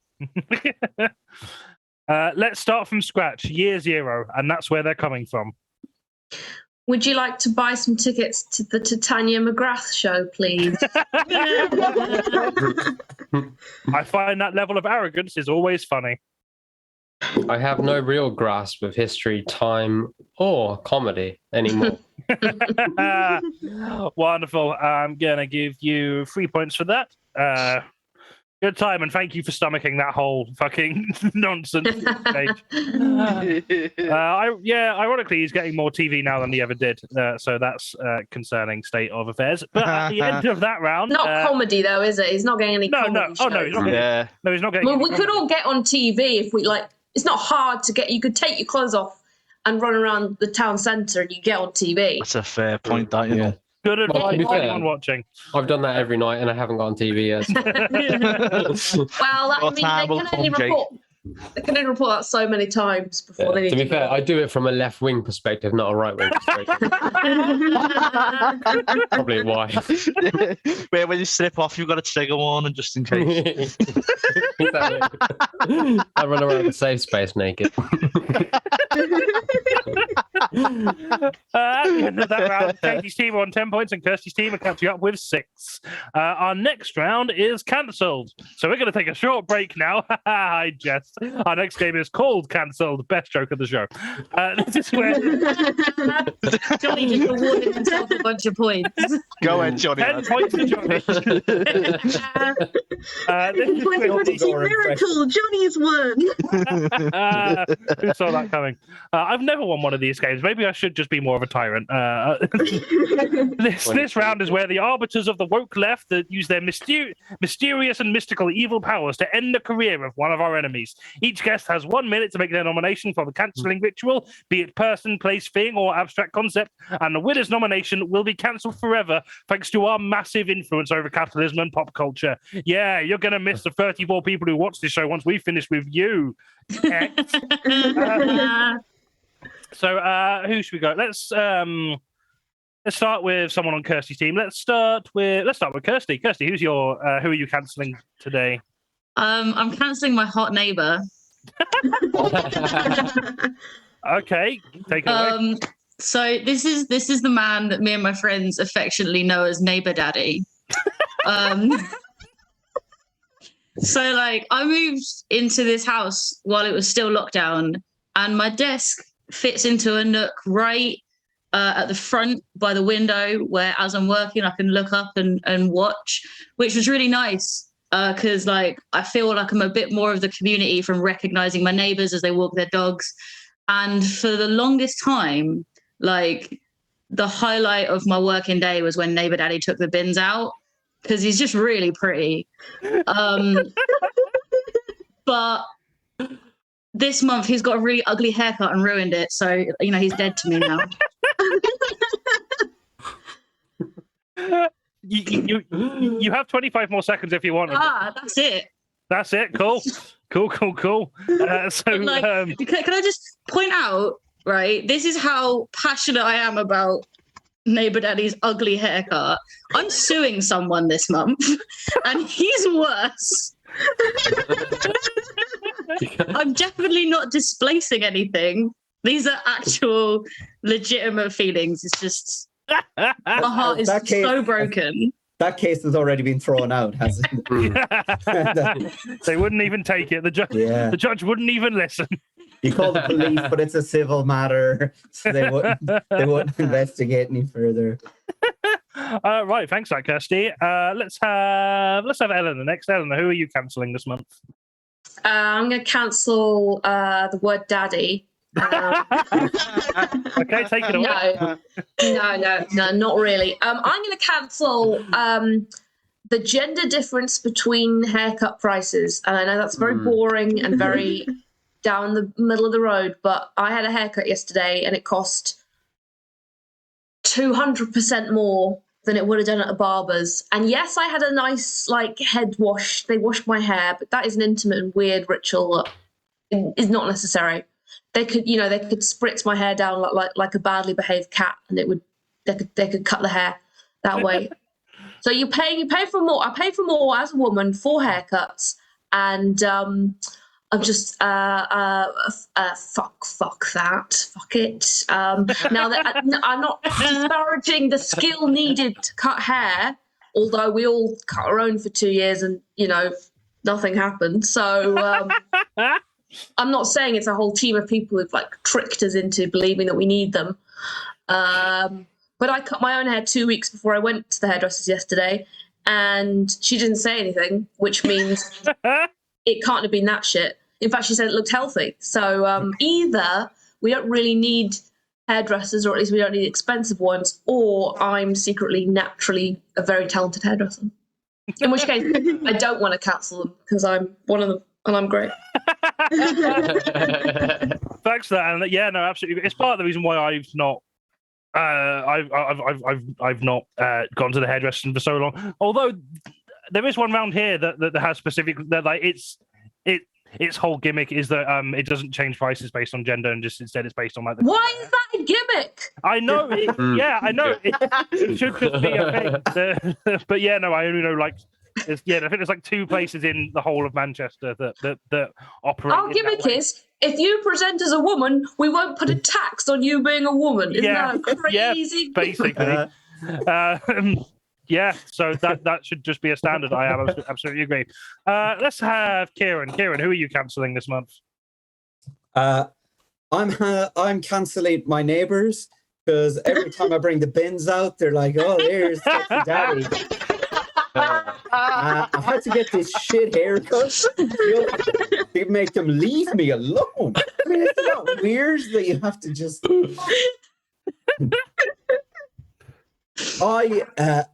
I was going to do something very clever and topical and everything, but I'm not doing the aging process.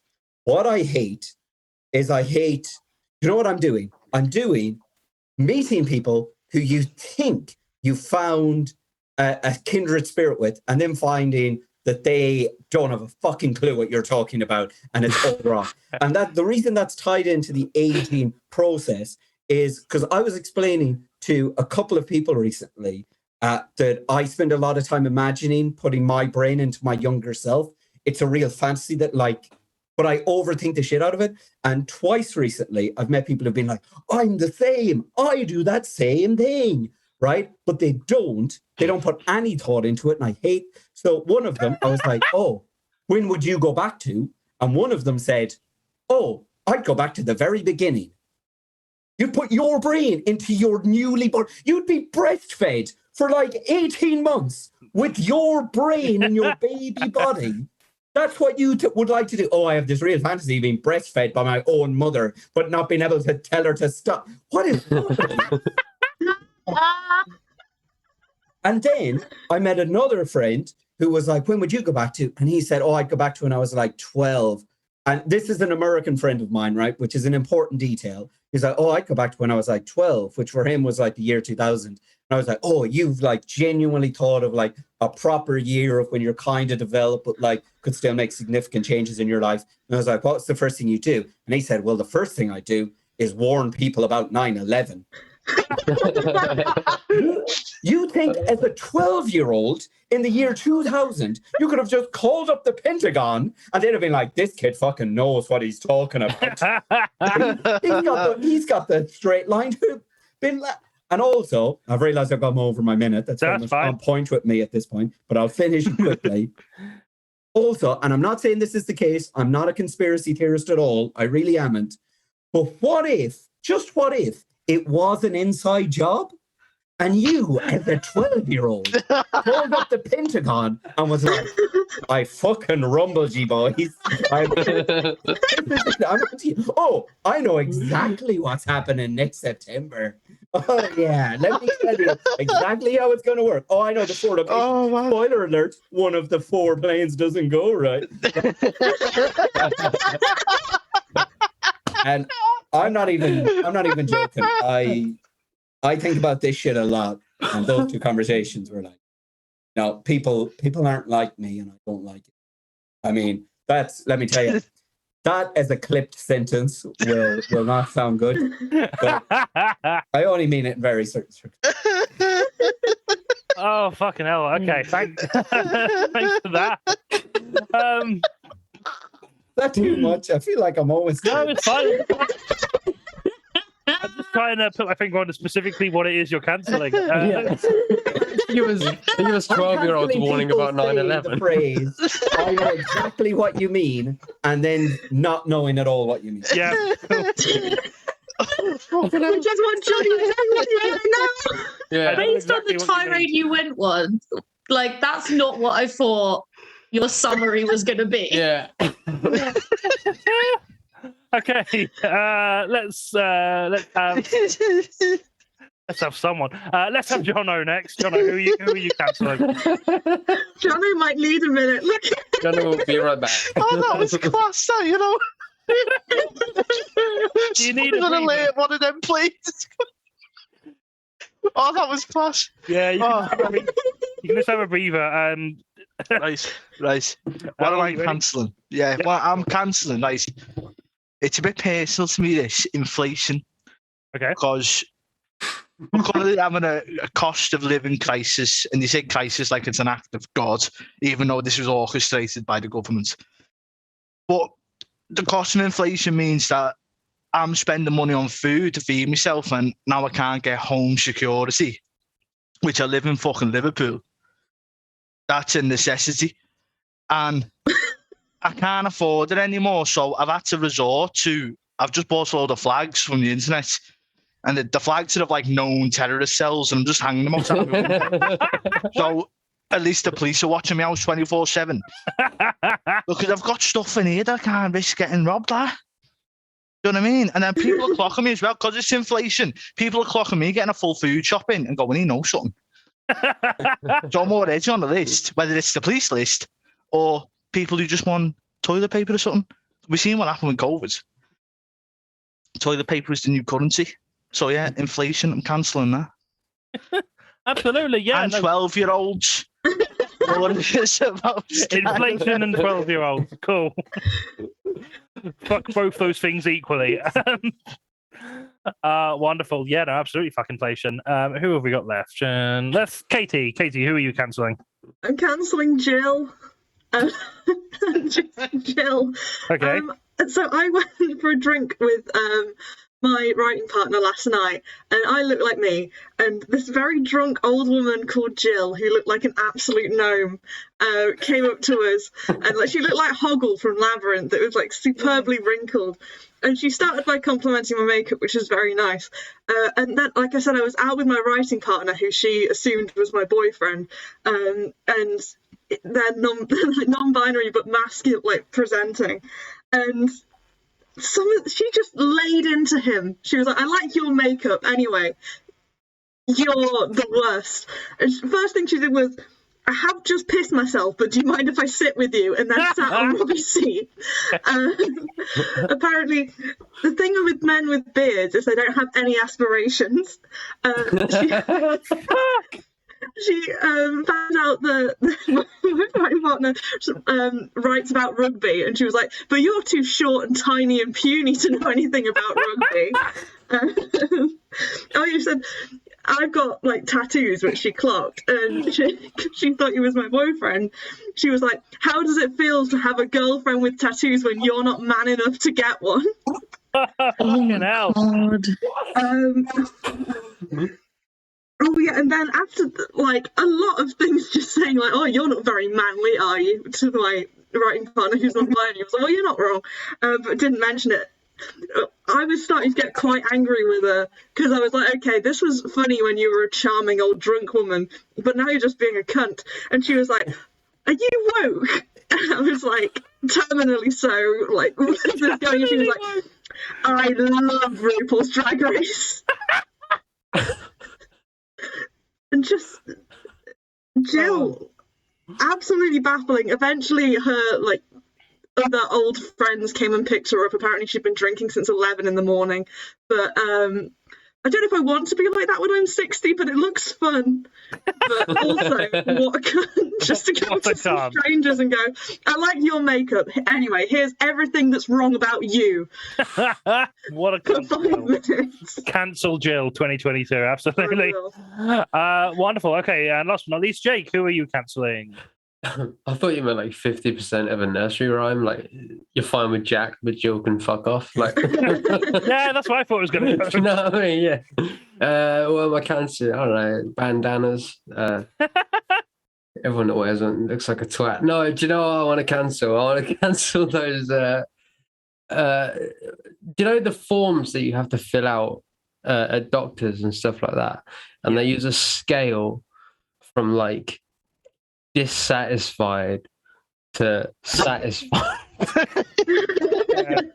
And they somehow managed to get like 3 different options in between those, as if like often and sometimes don't mean exactly the same fucking thing. You have to like, and you go for something important, you'll be like, "Oh, I think I might have like fucking autism or ADHD," and they'll be like, "Oh yeah, fill out." Like, I went for an autism assessment, and they were like, I was like, an ADHD assessment, and they were like, "Oh, you think you've got ADHD?" And I'm like, "Yeah." And they're like, "Oh, great. Fill out this 15-page form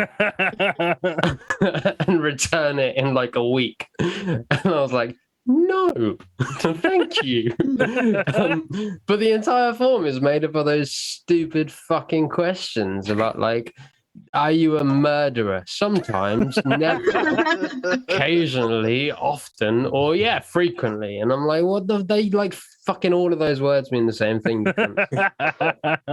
Why can't we just have like normal, like yes or no answers? You know, it's really confusing, especially if you're neurodivergent and not like neurotypical, to like have to.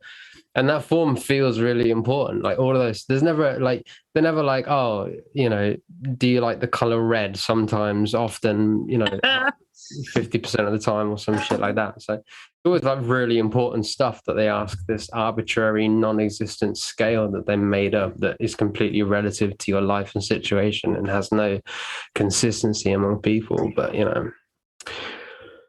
And bandanas, because they look stupid. DP forms and bandanas, absolutely. Right, well, I am torn on this one, so I'm going to put a poll in the Twitch chat with my top 3, because you can only put 5 in, and if I put 5 in, then one person will know who was the worst, and that feels mean.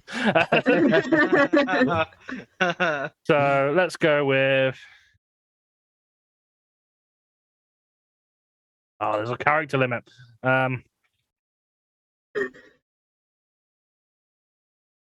I'm just going to put whatever Kieran said.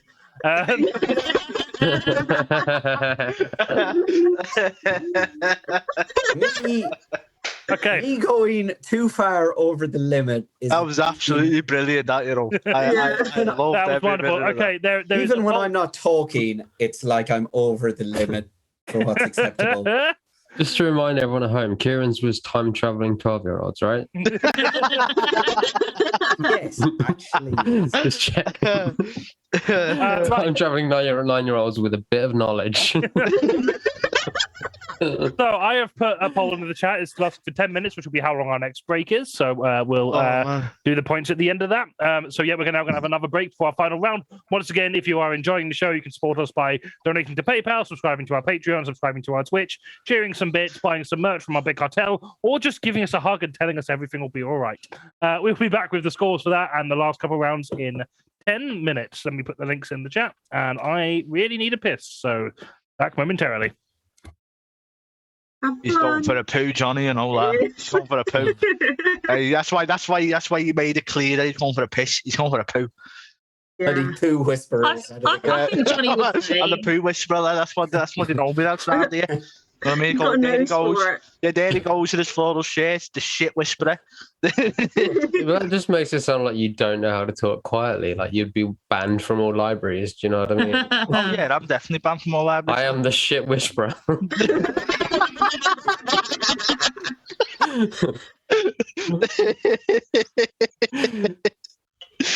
Oh man, I really enjoyed myself tonight. Yeah, it's really good. Yeah, it's probably. You sound so surprised. Nah, just because I was hanging before, you know what I mean. Then I got a bit nervous because I'm not done comedy in ages. Last time I did it was like back in summer because we had another lockdown and that, you know what I mean. And then yeah, it's exciting. I'm really enjoying it. It's really good that was hilarious when KIERAN went off for one. Then you know that proper broke me. I was close to walking off. That was it. The show was done. That was so good, especially when Johnny got you up afterwards. And I was like, I think Jono might need a minute. I can swap. I do like when you have to do you laugh again at other people laughing at stuff. And that's actually one of the things I really like about being in the Zoom call on this. Yeah. Sorry, people at Twitch who can't see. Because some people have just great faces when they find something funny. Yeah. And then so I start laughing at their reaction, and everyone at home thinks I think one joke is really funny, but actually I'm laughing twice. And I have to disrupt everything to be like, no, you can't see Katie's face, but it's brilliant right now. I've got a lot of teeth. It's the big white line of approval going on. This is a very tight vote. Jill and time-traveling 12-year-olds who don't actually know what it's got to be KIERAN. It's got to be. That was amazing. Yeah. It just come from nowhere as well. It just, when you thought it was done, it went. Another tangent opened up.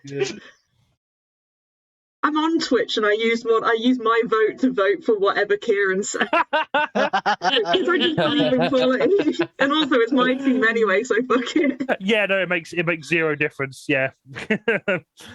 Yeah, either way. KIERAN's in the lead. KIERAN's way in the lead now. Rightly should be. Yeah, I would. It's got to be. But I'm scared of touching things on my computer. I'm surprised Hot Neighbor Daddy has only had one. Was that you, Kirsty? Yeah. I always vote for my own thing. That's like inside the slide and that, you know.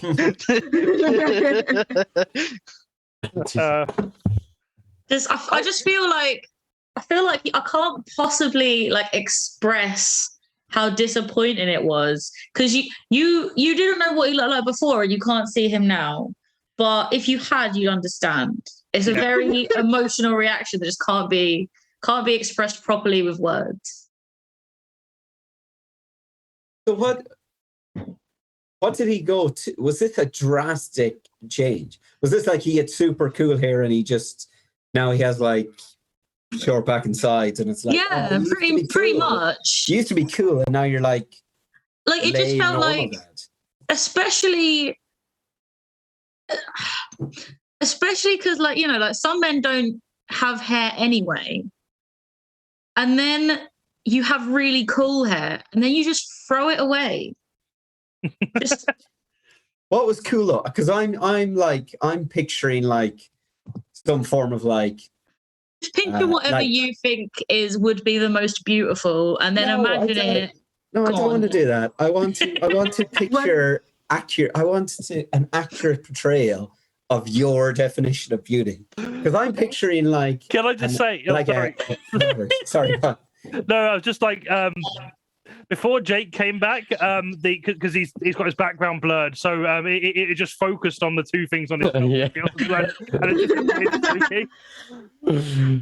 you go. The neighbor thing though. Yeah. Like it was just them, but everything else was blurred. So it just they were just like traveling through hyperspace. They are. It's E.T. and a llama. Of course, they're traveling through hyperspace. But I just what were you saying? Sorry, Katie, go on.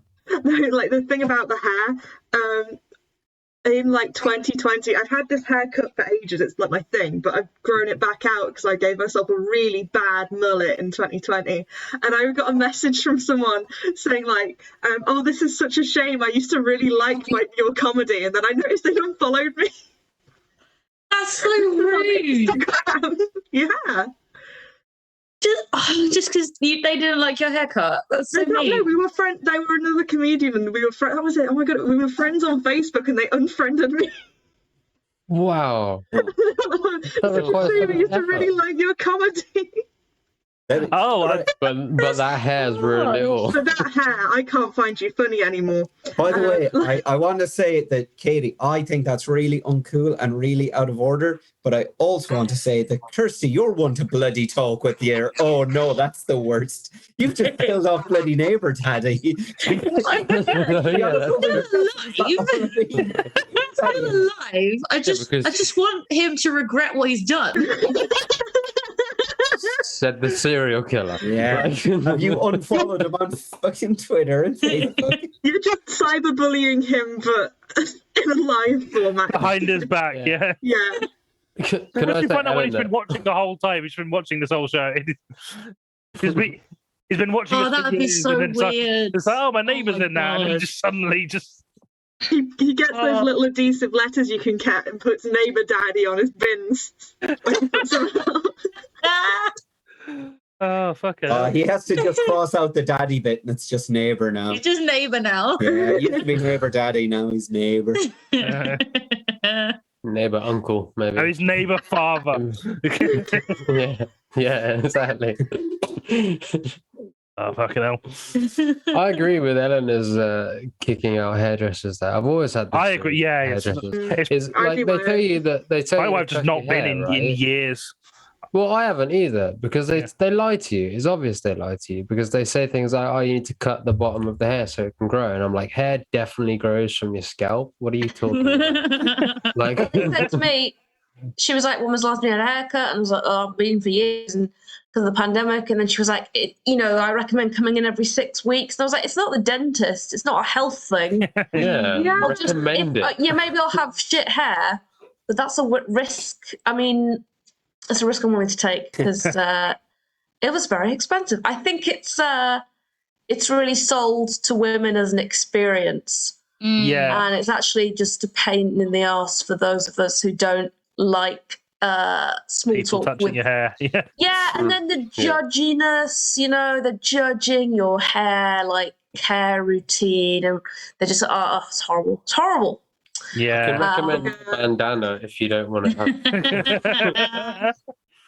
Can I recommend getting a really stupid hairstyle, so then if you fuck it up, it's literally impossible to tell? I don't think I could do this colour and a stupid hairstyle. I think that would just be too intense. That would be so good. I just let it do what it wants, and it does look amazing. Like, that hair colour is so good. Thank you. I grew it myself. Yeah, but then that means that I don't do anything else with my hair, because it already looks interesting. I need to do and then I think, maybe I should get a trim for it, to keep it healthy, and then that costs thousands of pounds, and it didn't, but it felt like it cost that much money. And the time as well. They always, it's always a lot longer than just like yourself. Yeah.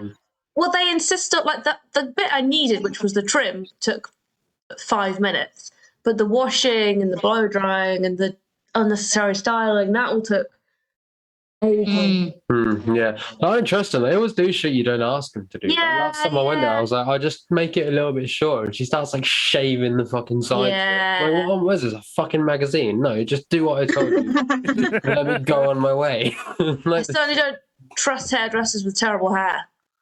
Well, no, because if they've got good hair, you want to find out who did their hair and go there. Very good point. But then if you ask a hairdresser, hey, who did your hair? They'll be like, I'm a hairdresser, and then you look rude. Yeah. Oh, sorry, I didn't ask for your career. I asked you a very specific question. The poll has ended. Whatever Kieran said wins with 6 votes. Nice. So a victory for being the most ranty. Yeah, it's lucky I'm not penalising for time. Please do. At the end of that round, so Katie's team are on 21 and Kirstie's team are on 10. We're going to resume shortly, but I'm going to go grab another drink because I've just finished mine. And then we'll be resuming with the last couple of rounds. So keep on chatting shit. I don't know about that. I mean, up to now, it's been very concise and to the point. Informative conversation, fake gamers. Only They're all fake gamers. Look at that. Johnny goes and it's just silence. What? I mean, to go back to talking about I just thought you're all fake gamers, and then it went through. Yeah. I don't know why I said that.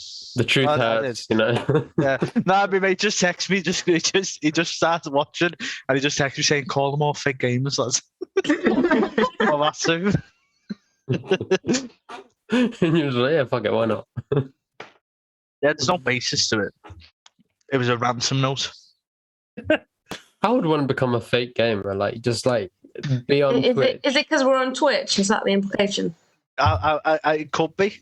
I don't know. I we're the one who originated the phrase, but I'm going I to think it's if he wants.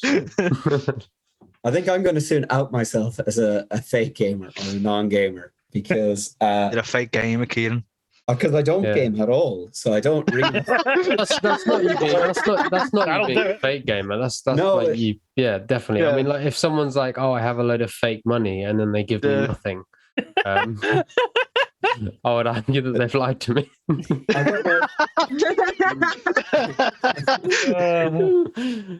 don't know if this is like a plug of some future event, but some of you will know Jordan Ducharme. He's a comedian in Manchester, and he has a podcast called the Game of Your Life. I'm on that. Yeah, and so it's just people basically talking about the game that influenced their life. So he messaged me going, "Do you want to come on my, do you want to come on my podcast? Like, it's just about video, computer games, video games. Do you play anything?" And by the looks of things, I'm going to go on and talk about Mario. Yeah, that wouldn't mind going on that. My mate Mike Carter's been on it. Yeah, Mike, I think, has been on a couple of times. Yeah, he's a good mate of mine, Mike Carter. Like, yeah. So, like, he was literally like, "Are you a gamer?" And I was like, Are you what games do you know that you can talk about? I can talk about Mario 1, 2, and 3. Yeah. You used to play Kirby, you used to play tag.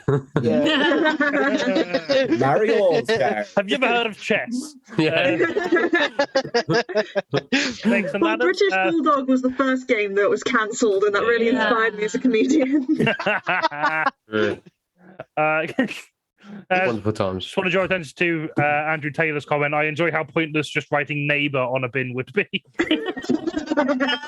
Yeah, you could write it on anyone's bins and it would probably be applicable as well, right? I mean, it would be so awkward when, like, you get the Amazon like, if you as the neighbour got the Amazon message going, "I've left this with your neighbour." Wait a second. It's just a bin. This is the neighbour.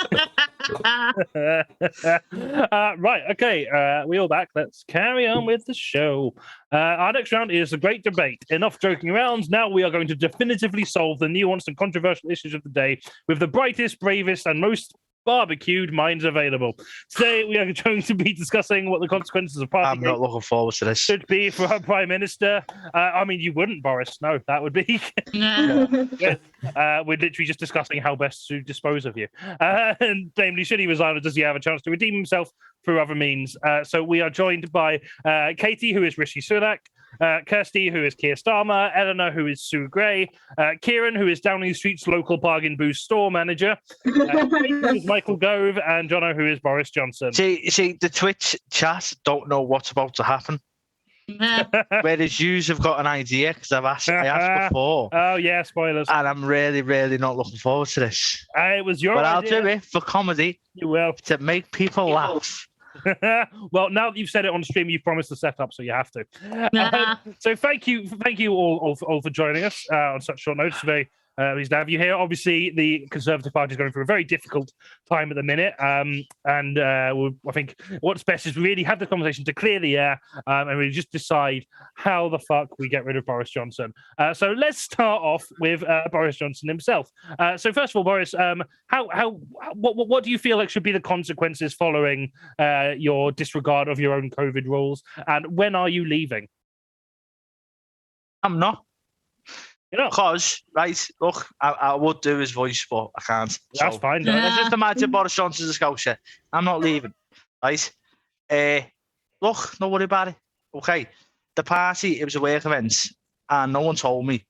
So I can't be held accountable as even though I made the rules, someone else has to enforce them, and they just didn't tell me. And, even though there's been a few things before the party, like all the cocaine that was found by my toilet and stuff. Was it? Because look, right, I've got two, right?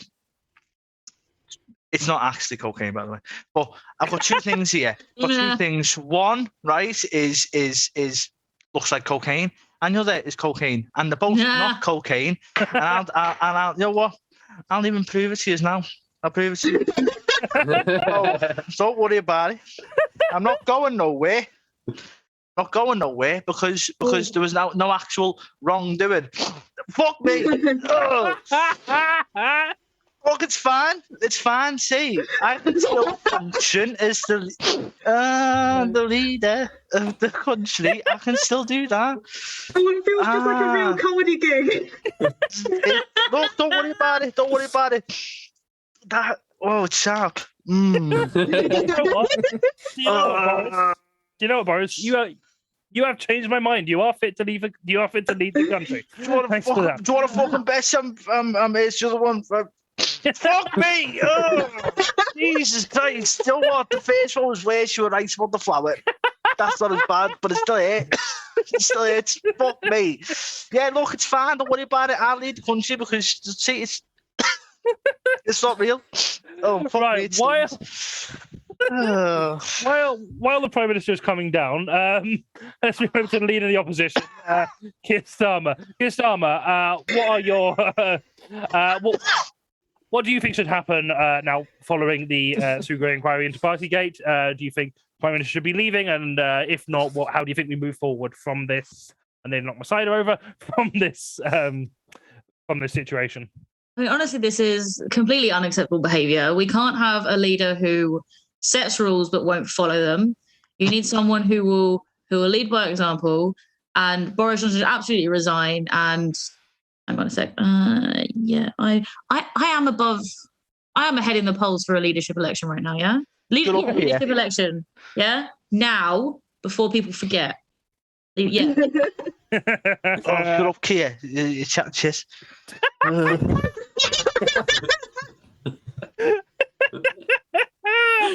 Okay, thank you. We've got few other people to talk to now, so I think we should talk to the person who delivered this inquiry as well, Sue Gray. Sue, obviously you did this investigation. There's obviously some details you cannot make public due to the police investigation. But what are your current views on the things that you research, the things that you publish? What do you think should be the next steps in this case? Hello, Johnny. I thought I'd do a pretend Scandinavian accent because nobody's heard me talk in real life. So why not have fun with it, you know? Listen, I can't say a thing. No, I can. It's gone South African. What I can say is there was events happened, and some of them were parties. Some of them happened in Downing Street. Some of them happened in other places in other times. That's what was the question? Just where do we go from here? What should the next steps be? Where do we go from here? It's definitely South African now. Well, look, the whole thing will be in my report, which is due out soon. I have to say I've used up all my black Sharpies redacting things. So I'll tell you where I'm going next. It's Ryman's to get some history, because wow, there's a lot of black on the page. And then after that, you know, I think I'll probably write some kind of tell-all novel. I mean, I can't tell all, but I'll write a novel and I'll tell a little bit, which is what the report's going to be. So stay tuned for that. Exciting. I'm very Shut excited. up, Sue. Racist. You're a racist because you're South African, so no one's going to listen to you anyway. Well, that's true, Boris.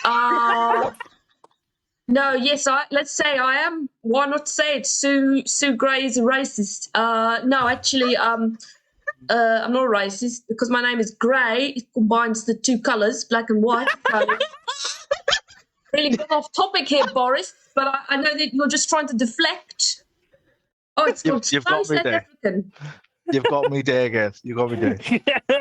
Right, okay. Well, we've got some more people to hear from before we crack onto the meat of the debate. So who else we got? We've also got Rishi Sunak, who is tipped to be the favourite if there is if Boris Johnson does resign to take over. So what are your views on Partygate? First of all, were you involved yourself? And what do you feel should be the consequences for this breach of public trust and indeed their own laws? Didn't see nothing from me, nothing to report. Rishi Sunak. Because you know, like my house is technically number 10 where the parties were held, and Boris actually lives in number 11, which is next where the parties held. But like, yeah, just keep my head down, get on with business. You know, Rishi Sunaking about. That's what I do. So, Rishi Sunak. Nothing to report. Just That's it. That's it. Be quiet, Rishi. That's it. The Prime Minister is pointing at the Chancellor. This is It was finger guns. It was finger guns. So Rishi, Yeah, you know Rishi. You know Rishi. Yeah, we're just pals. I don't know what he's doing. What am I? It's people. I'm just doing my job. Rishi Sunak. I am doing all the Rishi things. I didn't realize Rishi Sunak was a Pokemon. You didn't? The Pokemon as well. Thank you for your heavy Two contribution. police officers were fired because they were chasing Rishi Sunak about. I never done nothing wrong. they should have been stopping a burglary, but they were just chasing after Rishi Sunak. The police have never chased after a Tory in their lives. Okay, They've just watched them party. Yeah, exactly. And indeed acted as bouncers for the parties because that's how Downing Street works. Side effect. Okay, well, we've also joined by Michael Gove. So you've also been keeping quiet, but also keeping busy yourself. We've not heard much from you since your failed leadership bid back in 2019. So what are your views on this whole situation? Do you think Boris Johnson is in the right, or do you think he should face some consequences for this, or is an apology enough? Take me through what you're thinking, Gove. Yeah. I mean, I'll definitely do that. I'll be sure to make sure that I 100% definitely do that. As you've asked, I will ensure that is done, and it will be done. But first of all, before we do that, I am not a cat. I think it's very important for me to say that. But I'd like to begin, if you don't mind, and we will go on from that when we continue from the beginning. We'll enter the middle. But before we do, I'd like to congratulate my fellow MPs and their constituencies of Scratchy Bottom, of Twat, Shitterton, and of course Northern cum Southley, for their fantastic work in being absolute lads at the party. being absolute gentlemen in the Commons, should I say? And as far as the alleged perhaps party work gathering party, I think it's important for us all to recognise the things that should be recognised, and I don't think anyone can debate that. Yeah, you can get back in the lift now, Michael. Nice one. Yeah, no, that never happened. No, Right, I'll be honest. I fell asleep during your answer, so I'm just going to assume you answered the question and move on. So, I mean, we've heard a lot from politicians and investigators, but we want to hear some more from the more kind of real people, the voice of the silent majority that people can really speak through. So, we've got the manager of the local Downing Street Bargain Booze here. What are your views on this whole PartyGate situation? Presumably, this did quite well for your business, but at the same time, maybe you were an accessory to this crime, whether or not you're aware of it. So what are your views on PartyGate situation? Should Boris resign, or should it all be water under the bridge? What are you thinking? No. First of all, I resent all of the points you've just made. But people here, they're missing out some of the key things that people need to be talking about. Number one, and the British public know this, right? Yes, I'm the man on the street. I know what the British people are thinking. I know after today's report, I know what the British people are thinking. They are thinking that Sue Gray is no fucking crack. That's what they're thinking. Boring. Who releases a report about how a party's not cool? Well, I don't think that's bad. I put stickers on it, so... Go back straight away. Carry on, fella. Carry on. 12 He's talking facts, this man. 12 pages. Do you know who she is? She's the person that when your parents are out of town and you have a party, your parents go to that one swatty little bastard at school and goes, did people have a party? And then you go, yeah, they did have a party by your house. You fucking sold us out, you fucking loser. Listen, the Tories... Yeah, fuck you, Sue Gray. Yeah, fuck you. Let me tell you about this man. Let me tell you about this. About Sue Gray. Let me tell you about this dude. What are you saying, Rishi? I'm reluctant to say anything publicly about Sue Gray, but I really would like to talk about interest and national insurance. I will fucking do it, Rishi. I'm not talking about anything else. Listen, Rishi, if you know what's good for you, you'll furlough Sue Gray back into her fucking box, right? So, yeah. Listen, it's not a box, it's a system of filing cabinets. Oh, fucking, who put a fucking penny in the prick? Shut up, Sue Gray, will you? Yeah, exactly. Listen, do you know what people don't even appreciate about this current Tory government? They're good people. Large briefcases. Let me tell you, that's underrated. They could have a lot of files in there. They can put a lot of stuff in. They have a lot of this in there. Mine's just full of maths and statistics. There's nothing like I've got a big briefcase and it's all fine. Yeah. The stats of how much fucking Prosecco you can chug. How much fun we have in Parliament. Yeah, let me tell you. And let me tell you, I don't like. I don't sell. I can't do it. I just do my maths and get on with my job. Don't look at me. Listen, man. I'm annoyed that any percent of Sue Gray's bullshit got to be published. Right? Stick to the 80% of staying at home, Gray. Right? Like, none of this bullshit. And I don't just sell to anyone. I don't sell to anyone. I check, everything is above board. I don't oversell. I'm legally compliant. Well, I won't be popping in for chewing gum again anytime soon. Oh, is he always again? Yeah. Fuck hell. Wow. Feeling very victimized right now. Yeah, you're one of those people who comes into a shop, stays for 4 hours and leaves with a fucking pack of chewing gum. That's who you are. Sick of I like to browse. In the retail business. That's why Amazon's a thing. Yeah. The only thing I've ever got from Bargain Booze is the vegetarian meal deal, but I did once get a Coke, and I'm really sorry about that. I should have got an innocent smoothie, but I've done nothing wrong. I'm just a really cool guy. Should have got Raising national insurance. Six-pack, you loser. I've never drunk in my life. I'm too cool. Yeah, me neither. I'd like to, on the record, no. Oh, fucking hell, Michael. Go back in the lift, will you, fella? No. Michael's all right. He, I do some different dealings with him, but we won't talk about it on this call, eh? Mike?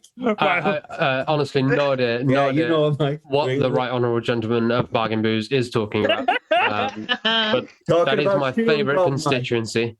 Absolutely. Right, okay. Yes. Oh. Right, okay. Well, we've got all our kind of initial reactions. Obviously, it's a very heated moment. So I guess let's change tactic and sort of discuss, were the laws clear and fair? So, like, should a reasonable person be expected to have followed these rules to a T within the descriptions that were given? Just an open question to the panel. Yeah. How did you feel about the laws at the time? Yeah, I think that's a wonderful, really, really, really great question. Really wonderful question, Johnny. Fantastic. Probably the best question I've had in weeks. The great British people followed the rules, which, you know, thanks to the great British people for following what I said to them to do. But look, I'm the big BJ. I don't know, the kids say BJ means something else. It doesn't. It stands for me. The big man in the chair, and my man in the Bargain Booze. Me and him know what's going on. Rishi, don't you fucking move. Don't, shut the fuck up. Okay? Don't you fucking start, Sue. I can see you there. Put your fucking pen down with you, girl. I don't have a strong opinion on who followed the rules. It's like Schrodinger's report, you know? Oh, yeah, look, now Kier's going to come in now. Comes out. Now Kier's going to come out now. Because, oh, fuck it. Look, come on. What are you going to say? There's no... Fuck all! Wait, hang on. There's a photo of me with a beer. It was one beer. The rule was really clear. You're allowed one beer and that was it. Well, terrible answer. Let me tell you about fucking Starmer over there. He's one of those dickheads. One of those dickheads who walks in to my shop, picks up a 6-pack of beer, and then it's like 6 for like £8, but then picks one out of the group. So he can buy it in the and leaves the rule. I was following the rules. Following the rules. I think it's quite obvious. No one here is fit to make rules if they can't follow rules. Those are definitely the rules. I'm saying those are the rules. I put the report on you too, Kier, and it's one page, just as you're a very dull man. Kier, let's be honest. You are what? When people say to the mums and dads, "Oh, can we go for some socialism?" and they say, "Oh, we've got some socialism at home." That's what you are, Kier. Okay? Oh, fuck me. Oh, hit. Why did I say I'd do that? You know, Kier, the biggest scandal about Keir Starmer through this whole thing was a grainy picture of him having one small beer. Boring. What a boring Carlsberg. I think we've had enough of interesting leaders, right? The people who do fun scandals have fucked up the country for long enough. How about we just go back to like plain old British white bread and leave it at that? Oh, you love the white bread one? Yeah, what's wrong with the brown bread here? Sound like a racist to me. People are going to stop laughing at us. Wouldn't you like that? Wouldn't you like to be boring for a change? People are looking at us for all the wrong reasons. Let's just have one beer and go to bed with a glass of water on the side. What the people of this country want to hear is how I didn't fuck up Brexit. No, did I fuck up Brexit? Oh, no, I didn't. It's not going great, but I wouldn't leave with it, Mr. Boris Johnson. Yeah. Speaking of boring, I have one instruction. I think people really want to just go with the flow. Okay. Now the party's starting. Gov, I'm texting you now. I'm texting you now. Michael Gove has arrived. Okay, well, he's good crack. He's goal. A new dance move. I call it the Gove. Well, we've not answered many questions, but we are overrunning, so let's kind of wrap this up. What should the last question be? Okay, I think so. Just a simple question, hypothetical, not even related to the current incident. Should misleading Parliament be worthy of a sackable offence? There was no misleading of Parliament. I have no idea what you're talking about. Did I fuck mislead anyone? Didn't mislead anyone. I can write a report about it, and you'll find out in 6 years. No. They can't be misled. If they're not led, no, that's not right. We all know we can't sell lead painted toys to anyone anymore. Hey, Michael Gove, get on that. I agree with what the Prime Minister said. Listen, Paints. Parliamentary debate should have the same rules as a night out. If you don't remember it the next morning, you're not culpable for it. I agree with the right honourable gentleman. You're fine. He's good. I mean, I don't mind either way because I don't say anything, keep my nose to the ground, nose to the grindstone. But I think we should be looking at the national insurance rise because it's quite a lot. I understand why people might be a bit surprised about it, but I'm just, because they talk the same, like, oh, it was in your house, Rishi, and like, I don't know, I'd stay up late doing my maths, don't know anything, I will fucking do it. I don't know anything. Nothing happened. Okay, well, that was a very useful debate. I'm very glad we spent time on that. Thank you all.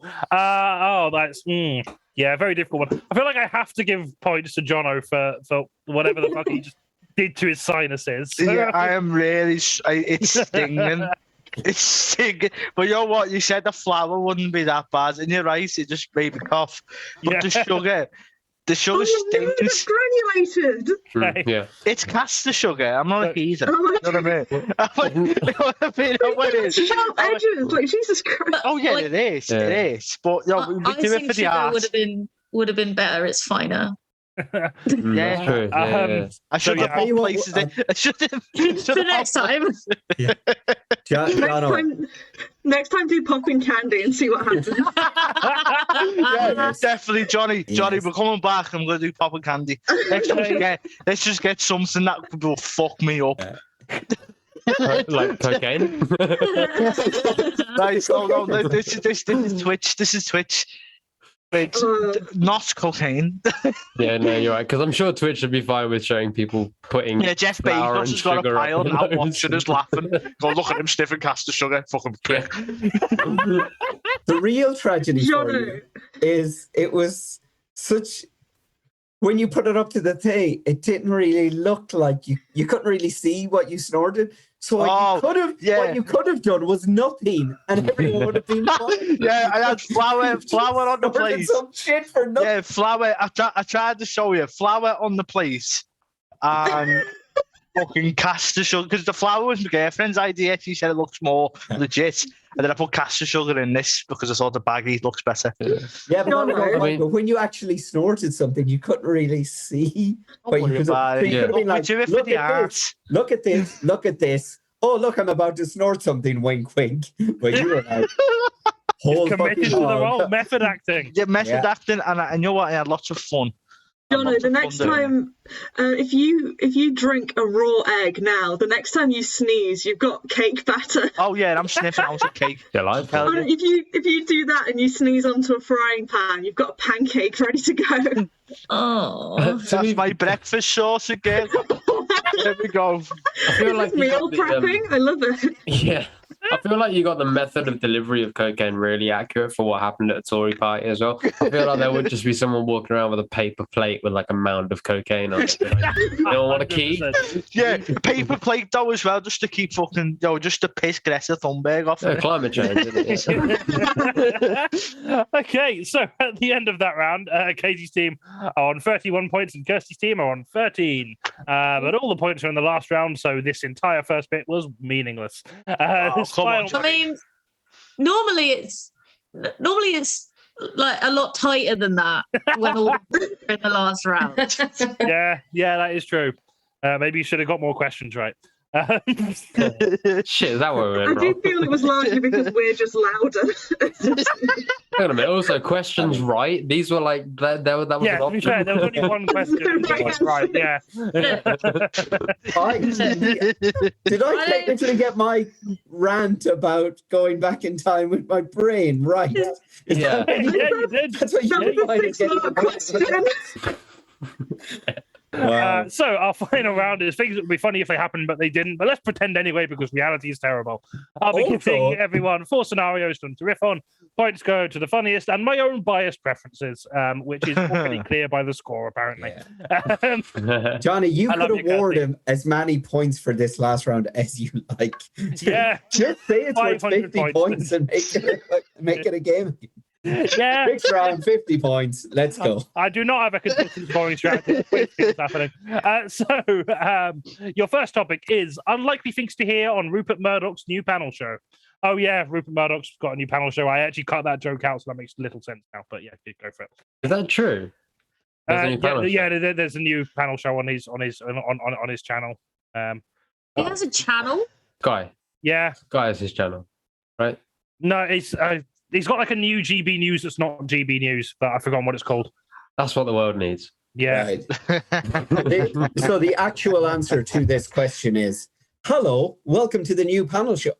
Oh my God, somebody heard it. You heard it. There's a person who heard it. Somebody's watching and heard me say hello.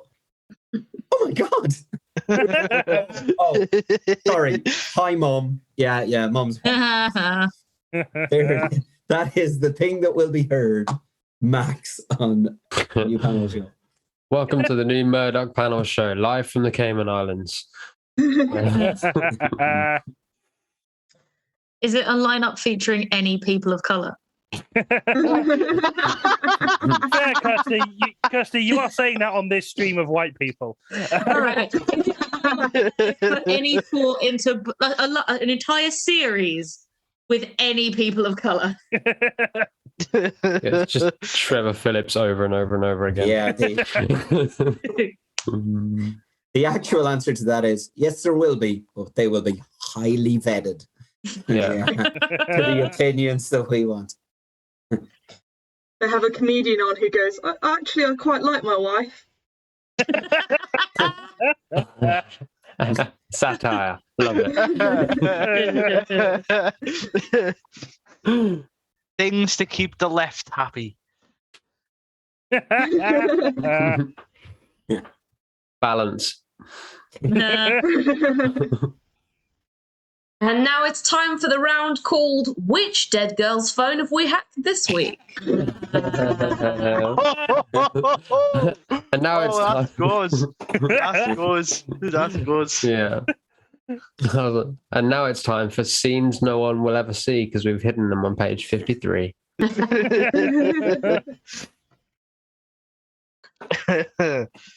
You're allowed to say basically anything, guys. It is. It's just an open floor. Yeah. Cool. Luke and Murdoch's new panel show was recorded in front of a live audio. Thanks for We've coming, rounded Andrew. We've rounded up some of the UK's most available comedians. Hey, guys. Now, go on. Sorry, John, go on. No, go on, Kieran. Go on. This isn't worth it. That's the try. That's why I say go on. Right? This is worth it. And now we talk for hours and hours on end about how you can't say anything anymore without saying the actual things we're referring to, because actually deep down we know those things aren't right to say.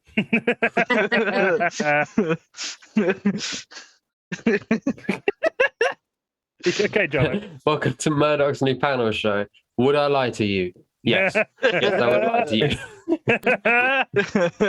Up next, remember when we endorsed Tony Blair? And then at 10 o'clock, boy, do I have clickbait for you. Okay, any more for that one? Never mind the cocks, but I can't think of a way to Just never Can't mind. think of a way to start it. Yeah, it's just so abrupt you said it now, man. God. Never mind the Murdochs. Oh yeah. Hey. There we go. I should have gone on the rhyme route. That was good. But Jake said cock, so I'm giving him the point. No, that's absolutely fair. It's the right. buzzword of today's show. Yes. That's how you get a question right in this. Yeah, you just say I was cock. gonna say, like, it's like a backwards version of QI, but that's IQ, and even they can't achieve that. So. Okay, next one. Cut content from the Harry Potter 20th anniversary documentary. And now for who J.K. Rowling didn't fuck over. They We were go one of the. behind. Oh. Now go on. We go behind the scenes on film 2 to find out what Harry and Ron were really doing in that girl's bathroom. Oh. Oh. Just how many She times? wrote it. Yeah. She did. Just how many times did Dobby wank in that sock after Harry Potter came?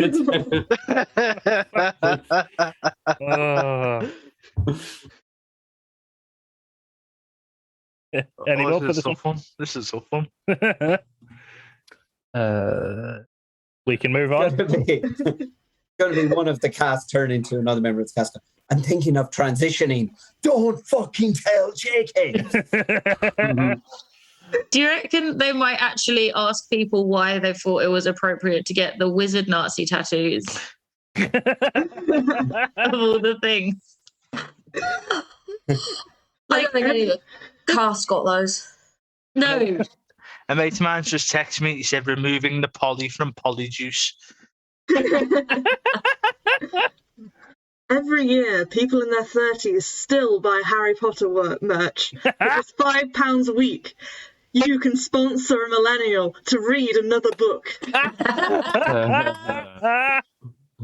Buy a notepad that's a Gryffindor notepad, and it's only 3,000% more expensive than a fucking notepad that has the same purpose and actual effect. But it would have Gryffindor on the front, which matters for a reason. Okay, next one. Bad things to occur at the Queen's Platinum Jubilee celebration. Wouldn't this be an awkward time for the IRA to come back? They do a time-lapse video of a photo of the Queen's speech every year between 1990 and now to prove that she has not aged. And then they reveal how she did it. I think David Icke turns up and just attempts to do a Scooby-Doo reveal on the Queen. Tyson the gloves them. And it goes horribly wrong. Oh my He's God. just yanking on a 95-year-old woman's nose for half an hour. No, Jake, I got to disagree with you there. In my dream, it goes right. She has to say, I would have got away with it if it wasn't. You're right, sorry. I misread the title as Bad Things at the Queen's Platinum Jubilee and not Things that Kieran thinks is right. Yeah. Can I just say, I spent the whole time Jake was doing that going, I love how you think he'd get away with that for half an hour before he got stopped. I know. And then I'm pretty sure David Icke is dead.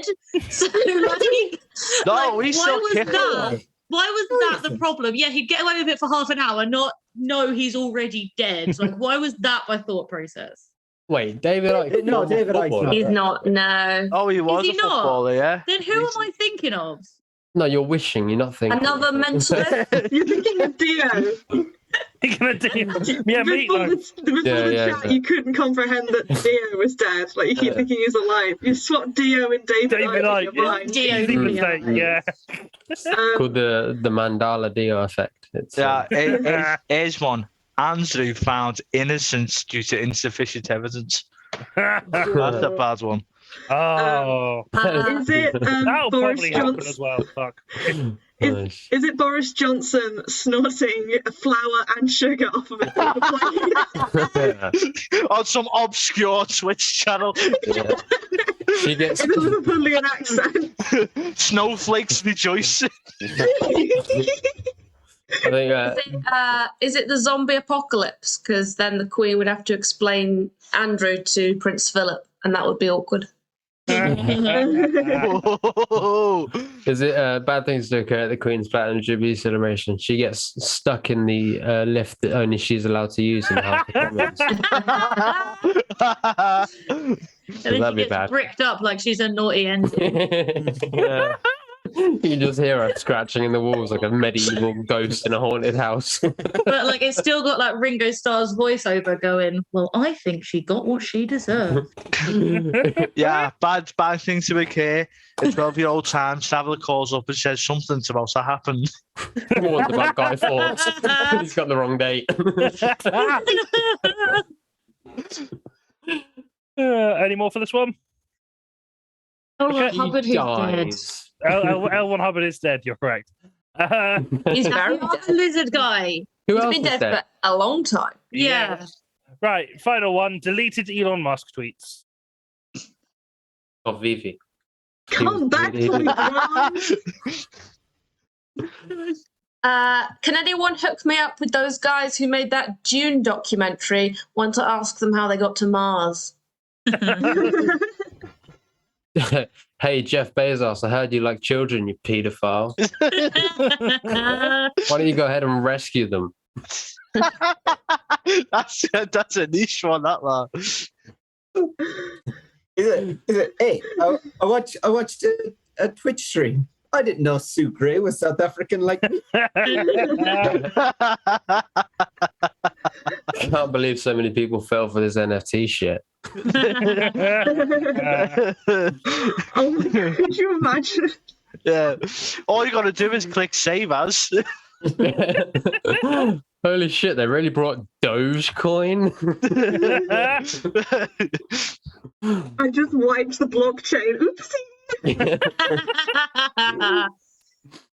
Grimes has left me, so now I'm more like Elon Musk. He definitely wouldn't have deleted that. No, To be fair, no he one would have has. pinned that shit. Like, Yeah. It's pinned to his top of his profile. Ask Jeffrey Epstein, where you at, bro?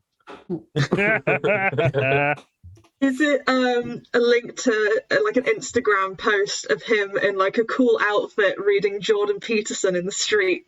No, that would be his new profile picture though. And he would also do the hashtag new profile pic tweet Yeah. when he did it. Yeah, Ask Jordan Peterson any numbers for benzos, like. At David Bowie, did you ever find out if there's life on Mars, or am I going to be the first person? Please respond, Bowie. And then 3 days later, it's just constantly, Bowie, where are you, Bowie? Can you hear me? Ask Joe Rogan, horse dewormer, lol. At Joe Rogan, got any more of that weed?